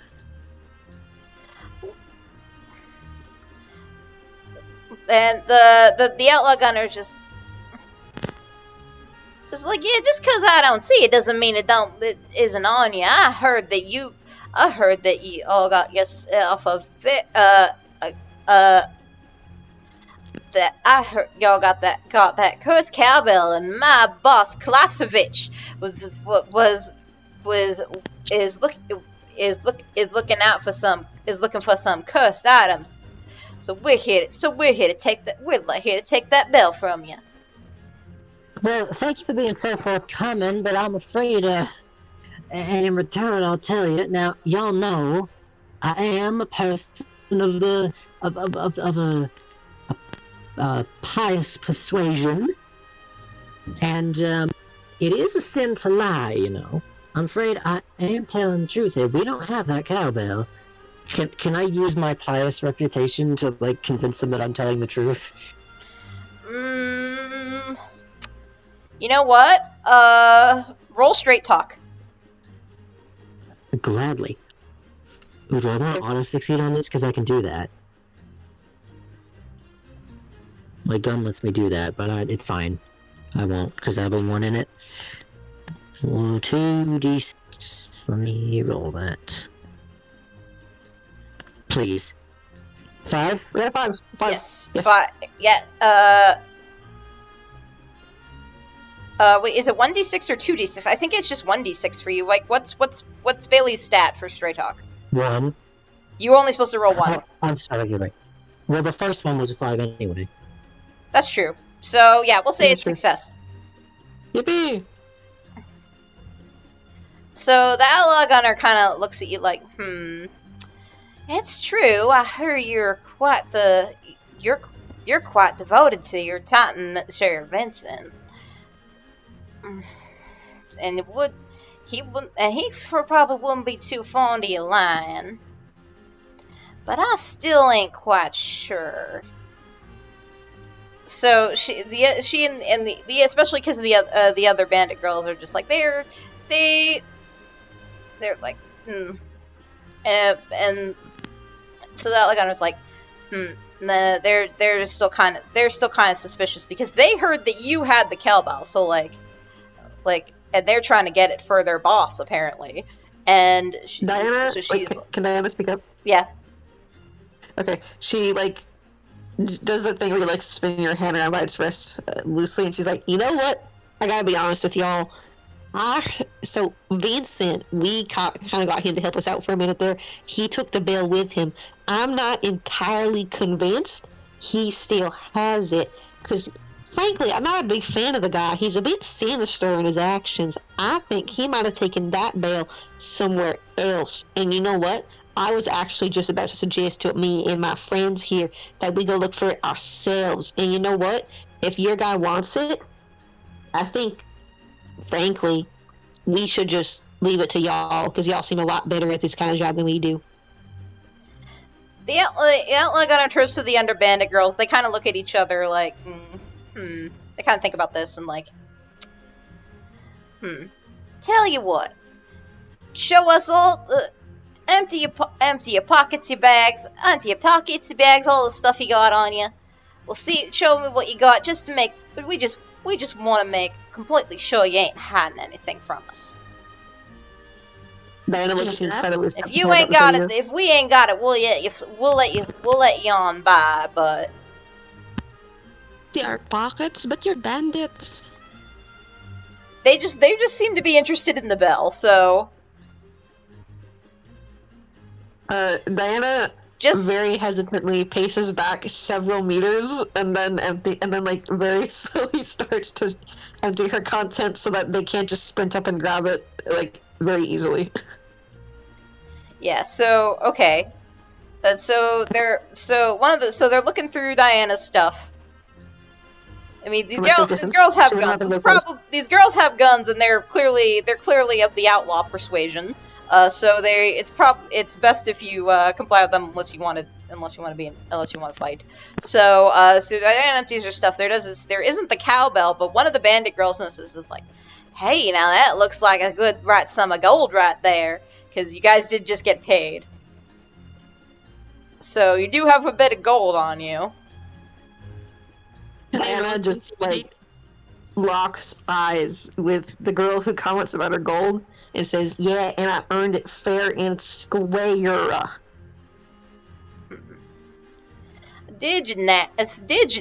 The bandit girl almost kind of says mockingly. It's like, huh? You got a legitimate job and earn your money through non-criminal means, you loser. So, so she's kind of looking down on you like that. So, you don't have the. Can I? What do you? So one of the other bandit girl looks at. There's three of them. So the other one looks at the gunner, who seems to be kind of like the leader of their little trio, and she's like, "What do you think, boss? What do you think there, boss?" And she's just like, she's like, well. Seems that tip off won't seems we're wrong about them having that bell. Although, but they do got caught a pretty penny on them, she says, kind of smirking, and she like takes out her gun and is like, yeah, we'll be taking that. So they wanted the cowbell. They saw that you didn't have it, but saw that you had money. So now that they're trying to rob you. As they pulled their gun. Yeah, so now it looks like you guys are about to be in a fight. Can Diana immediately fire? Yeah. Okay. Let me see how that works. She has a bonus when firing from the hip, but I don't think she wants to aim to kill. I think she wants to aim to incapacitate, which is probably like the legs. I don't know if there's like different roles for where you're shooting. That could work. Yeah, I think that works. So what do you roll for? Let me see what you roll for that. I think you roll it based on the gun trait. You roll it based on the gun trait, and let me see.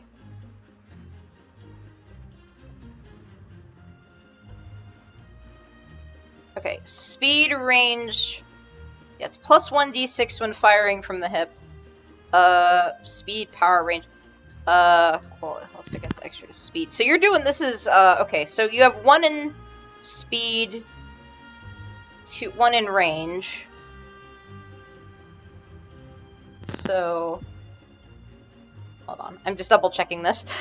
I should have reread this before the session. I'm very sorry. Okay. Okay. Down.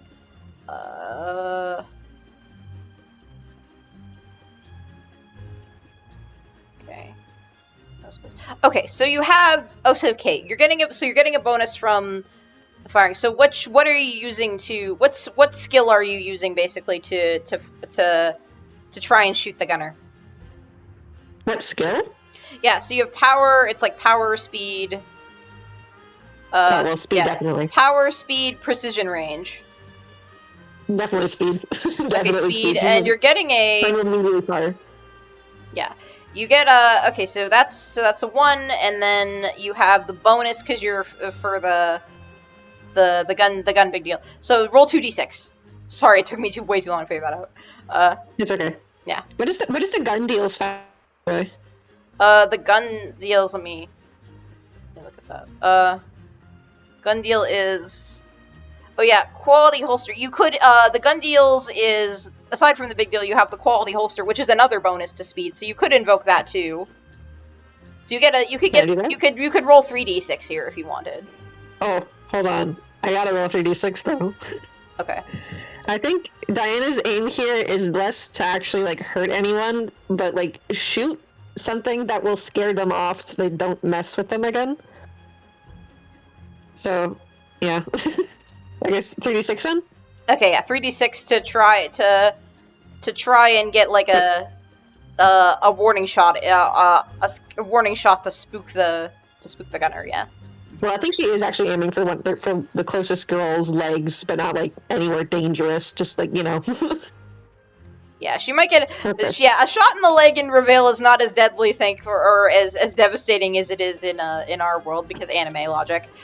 So yeah, So go ahead and roll If 3d6 she for that. severs an artery, if she severs an artery, then I got a 10. Yeah. It's 3d. It's 3d6, and you pick the highest. But yeah, 4 and 5. That's a success. So yeah. So you shoot which of the 3 bandit girls did you shoot? Did you shoot Outlaw, the main one, or one of her 2 friends? Whichever one was closest to her, I suppose. I don't know who that would be. They were all kind of equal distance from you because they were all looking through Okay, your then, stuff. then main girl Outlaw. Okay, yeah, they were all looking through your stuff. So yeah, so you shoot you get it as soon as you get the hint that she's saying that she's like kind of wants gives you the hint that she kind of wants your gold. You fire at her legs, and she's just like, oh gosh, she got hit in the legs, and so her unexpectedly, and so her other 2, and she's just like crap, and the other 2 are like, oh crap, and then because they didn't expect you to fire. They'd expect you to fire first. They were thinking they get the jump on you, but they did not. And now and she's just like, oh, and she's like, oh, okay,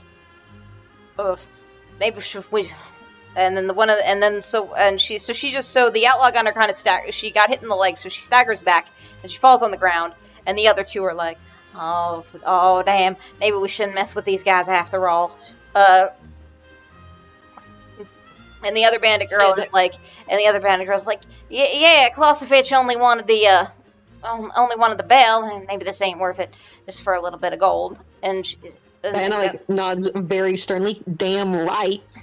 She like spits a bit. And then yeah, and she's and she's like, and so the bandit girls, so the 2 bandit girls are like, yeah, I don't know about you, but I don't know about you, but we're out of here. This ain't worth it. So the 2 bandit girls just run off, and they leave poor Outlaw Gunner there, having been shot in the legs, because they don't want that to happen to them. They're kind of cowards, I guess. So they just so they leave poor Outlaw Gunner there, shot in the legs, and she's just like, hey, you cowards, get back here! But they don't come. The other bandit girls just run off. And Outlaw's just like, and she's just like, she's hurt, but not like seriously, so not like super seriously. And but she knows that was, if she gets another hit like that could be serious. But she's like, fine, you don't have the bell anyway. You said Vincent had it. Yep, he does. Fine. And so she after a moment, she's able to get back on her feet. She's still kind of wobbling and staggering, obviously, from the shot. But then she takes off. Diana, like, And you guys are alone again, and you guys are alone again. Diana pauses and then turns to the other 2. I did really good, I thought. That was pretty great from me. I didn't know you could shoot that fast. Nice one. It's my one skill. I can shoot real good. If you make me shoot for a long time, I do pretty bad. Well, I mean, you evidently got up skills, you got useful information, and not. I dig at you, but you've actually been immensely helpful. She smiles very, very wildly and then like turns away, blushing slightly. So you guys make your way back to the train station as you're heading home. think, and you wonder about and as you do, you're wondering about those bandit girls. They mentioned something about they seemed like they weren't working by themselves. They mentioned somebody named Klausovich. And he gets, which none of you have heard of, or actually, Diana and Alon didn't know that name, but that name sounds kind of vaguely familiar to Bailey. Ooh. And that because they think that might be the name of a bandit they've been hearing. They've been hearing about some bandit who's been... There's been some bandit who's been... Like, they keep talking... Like, he's been here... Like, Bailey's been hearing people around Dustholm, and the sheriff especially been talking about... And the other deputies have been talking about... There's been rumblings around Dustholm about some fearsome bandit by the name of something, and you think that might be Klausovich. So that might be a bandit that you've heard of, but you don't really. Bailey's just like, I think I've heard that name. I think it's a bandit that I've heard some of the other deputies and stuff talk about. Yeah, it's vaguely familiar, but I think we need our socialite to gather some more information if we wanted to look into it. Yeah. If I don't know if that's really our business right now. Yep, and as you guys make your way home on the train thinking about that, that is the end of episode 1, The Unbreakable Diamond. Yippee! That was fun. It's incredible. So yeah, I think it's okay. I guess that's so okay. We can go back to the Not bad for session So- 1. So that's pretty much it for session 1. Thank you. Did you guys have fun? I did. Yeah, I had a lot of fun. Yeah. I'm so glad. Yeah. So I get this. So this actually, the title was intentionally a little misleading because I just named it after Rheya, who was the person who, kind of leads you on the actual plot. Because I felt like if I called it anything that had to do with the actual plot, you might, figure it out. But here Diana goes with her wacky theory and figures, it out immediately. Yeah. Oh, she's just so genius. She's so genius. The brain cell. So, also with the bandit girls at the end, so what you guys did the smart thing. You basically kind of had a 50-50 shot at what was going to happen there. If you did the smart thing by going and getting Vincent to go there, because if you had tried to get the cowbell from there and tried to bring it to Vincent, the bandit girls would have tried to rob you on the way there. Oh. Oh. Because they wanted the cowbell. Oh, god damn it. Okay. Good thing Diana had a theory that it might kill the cow. Diana is constantly having brilliant ideas, and it makes no sense. Yeah, I just love that she immediately figured out the very wacky scenario of not want a cursed cowbell off of Icy in a poker game, and used it to turn a woman who told her fat into a cow. Because she's that petty. She's just genius. She gets it. She gets it like no one else. Note to self, check Diana's theories. Diana is the queen. You guys were just cracking me up this entire session, Diana especially. Oh, it's my one job. I also love the moment of Alon meeting Vincent. Just the oh no, That was he's really hot good moment. too. That's great. You guys were so awesome. Seriously, I hope this was fun for you guys. I feel like I'm kind of scrambling and I have no idea what I'm doing. I'm very disorganized, as you can see, but I hope you guys are having fun. Yeah, I really- definitely. I'll try. I'm trying. I'll get used to this. I'll try and get a little bit more organized and stuff for next week and be a little bit more prepared because we kind of had to normally for those watching. This was on a Wednesday because of some other circumstances. Normally the sessions are going to be on a Monday. Episode 2 is still planned for next Monday if you guys are all good with that. Should work out for me, I think. Great. Yeah, so I will It's alright. make sure to try and get everything a little bit more organized. I kind of, now that I have experience doing one session, okay, I kind of need to know what to prepare for. I still kind of even didn't properly prepare everything for tonight. I was still kind of like, do I even have that? Like, I didn't get, I got Outlaw's Gunner profile up, but I didn't, like, get the other Bandit girls. If you would, I would have, if, again, it was kind of good that you did the better route of getting Vincent to go there, because I would have had to, like, go and, like, get all of them into Roll20 and everything, which I forgot to do. So thank you for bearing with my scuff, basically, and my extremely novice GM, being an extreme novice GM. You did great. Thank you. You did great, yeah. Yeah, now you guys have 500 gold for next time. We'll do next week's starter session will be a little different, because you'll have to decide, like, what money and items you guys have to start with, because now that's, like, applicable. For sure. But yeah, Right, yeah. yeah. Yeah, so great job. You pretty much, you avoided the combat scenario. Avoided the combat scenario. I kind of tried to work it back in at the end to see, like, just because, like, just to see what would happen there. And, you managed to avoid that, too.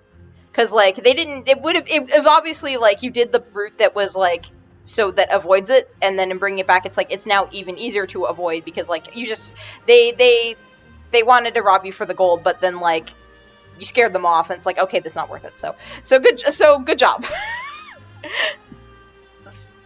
Yippee! Yeah. Yippee! This was not a combat heavy one. That was going to be the only one if it was a thing, which it kind of wasn't.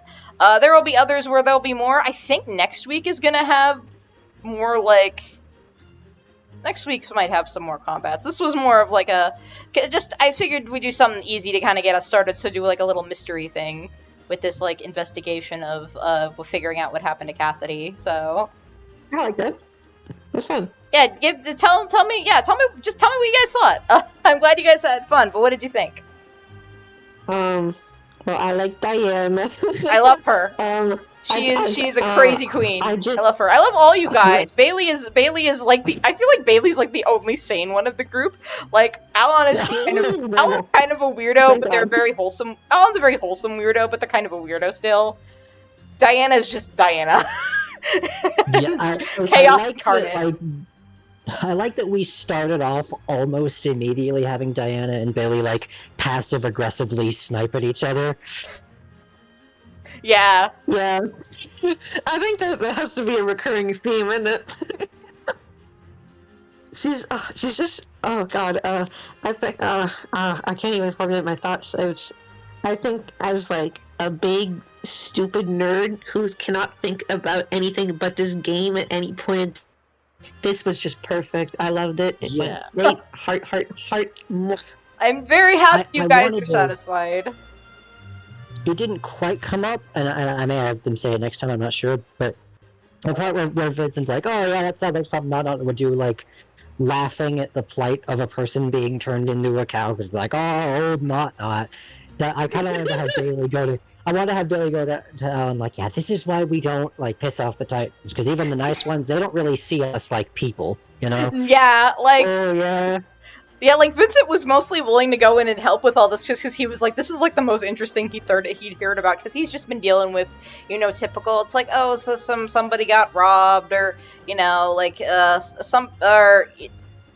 or, you know, he's just been dealing with kind of the more boring, or more boring things that kind of happen in Rivayle. He probably did hear about, like, he probably does hear about missing people, but he, like, sends the deputies on it, and, like, he didn't hear about Cassie's because, like, the other deputies were just bad at their job, were just bad and didn't care. Like, when he does hear about it, he's either, like, not hearing about this kind of stuff because he's dealing with because he's, because the deputies kind of all even may not even really care, or Oh my god, this session was 4 like, hours? I think, like, because I figure some of the deputies are just kind of in it for their own gain, because it's, like, kind of like a cushy job for them, and it's like, Yeah. yeah, Well, people, well, it's that's like, kinda people like Bailey and Miser are, like, the exception that proves the rule, right? Like, they're, like, Yeah, well, they're Bailey- actually Bailey decent was- people who want to bring justice up. Most of the deputies actually aren't really like that. Some of them are kind of just more Well, whatever. Bailey is kind of in it for that reason too, because it's a cushy job, but Bailey is actually like a nice person. So. Yeah. God bless. Someone had to be Bailey's nice. a little bit more Oh. miser adjacent, so in this, as far as like the other deputies don't really aren't really as proactive or care as much. They're like then I'm not even bothered to tell Vincent that Cassidy was missing. I mean, it'd only been a couple of days, but still, like, you know, this guy was clearly distressed about his missing wife, but like nobody bothered us. Was like they're just like, yeah, we'll get around to it. So this was like the most interesting thing Vincent had heard about. So that's why he was like, he was mostly willing to go and help. One, because is his own deputy like investigating it, and he was just sick of like hearing about the boring things. Like, okay, somebody turned into a cow. Now this is finally something interesting. Finally, some drama. Finally, some drama. Yeah. That was great. I loved it. Yeah. Yeah, thanks so much. Yeah, thank You're you. welcome. Any other thoughts? Thanks. Not really. Well, I thank you. appreciate you guys. I appreciate you guys so much. Seriously. Mwah. I am kind of hungry. It's rather Yeah, late. go It's eat rather something, late here. please. This was about a little. I'd say we're about to hit 4 hours basically. Yeah. This was around 3.5. That's about what I expected, so that's good. So I've got a good gauge of like how long these are. The time could variant though. I actually expected this might be a little bit of a shorter one, but I managed to I didn't want it to be too short though, so I managed to get That's fair. get things a little bit more in there. Like if I really wanted to shorten it, I could have cut the bandit girls at the end because you basically avoided that conflict anyway. But yeah, I just thought I'd throw it in since we, I estimated around 3-4 hours for these sessions, so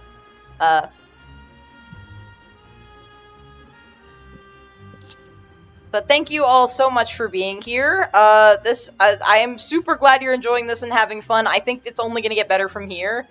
I have some really more cool stuff planned, and I will try to be less disorganized in the following weeks as well. Now that I'm getting experienced with this. For sure.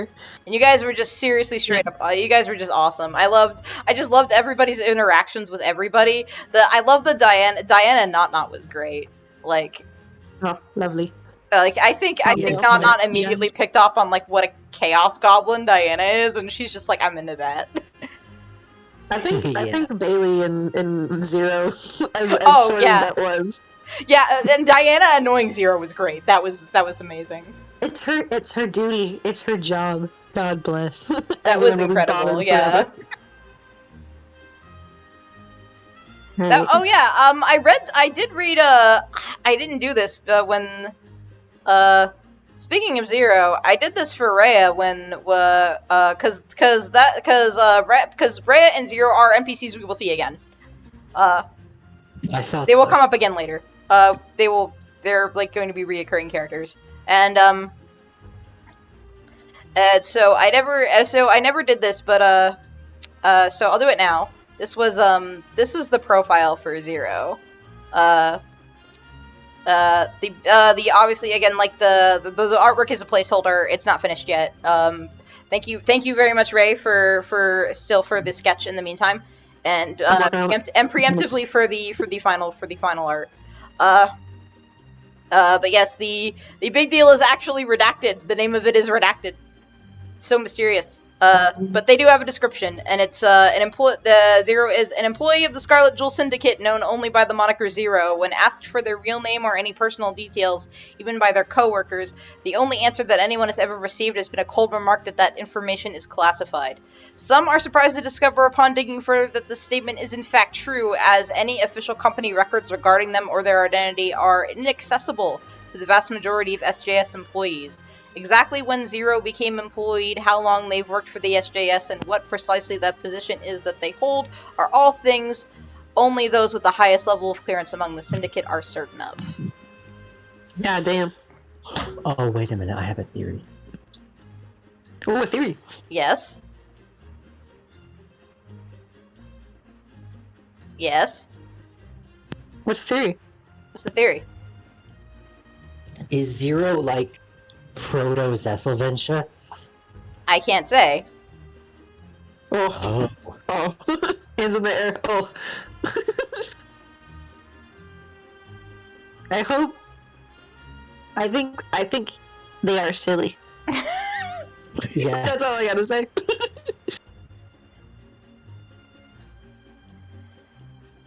The what was my thought here? Wow, how do I brain words? Okay, yeah, but yeah. I want to bring that up because that's like yeah, because this there's gonna be like recurring NPCs.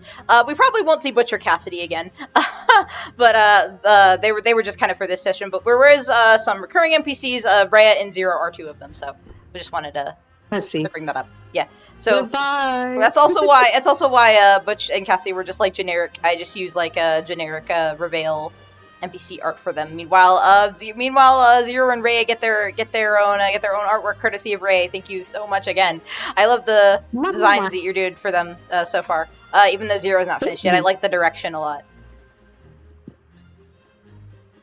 I try my best.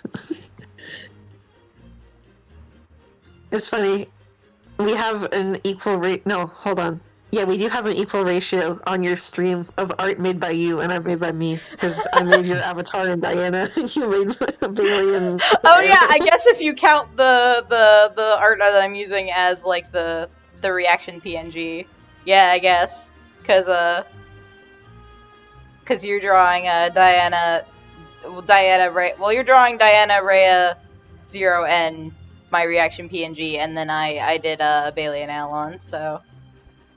Yeah. I did though. My plan though is to eventually, when I have the funds, I know somebody who can draw in the Shadowverse sprite style. I'm gonna get Shadowverse sprites made of the Diehard Drifters. I'm gonna get one for Diana, Bailey, and Alon. Yeah, absolutely. Oh my goodness gracious.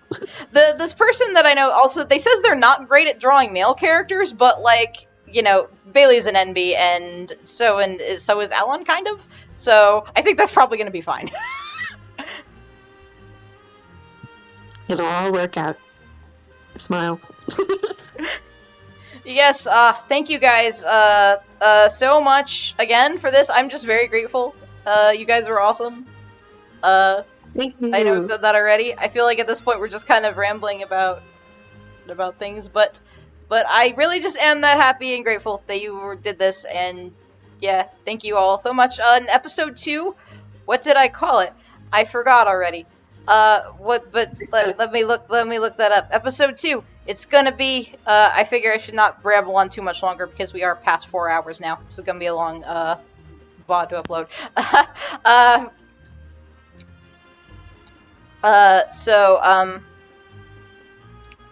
But yes, next week is called All That Glitters. Ooh.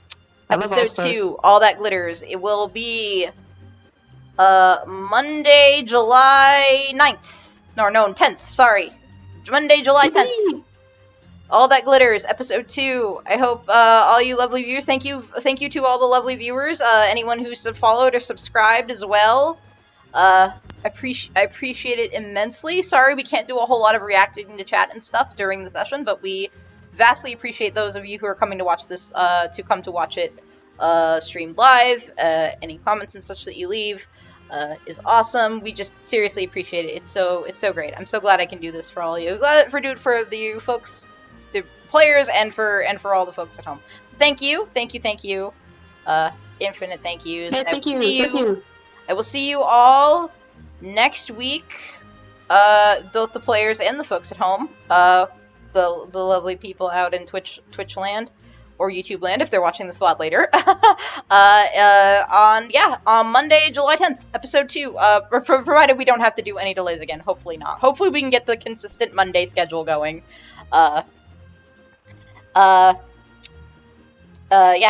we'll see you then for episode 2, All That Glitters. Bye-bye. Bye. Bye. Bye. Bye.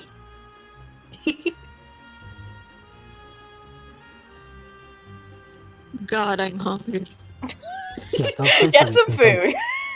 Go get some snack. Get some snack. You deserve it. I'm actually gonna go do that myself, I think. I have some cheese sticks with my name on them. Okay. Love you all. Bye bye. Bye bye. Bye.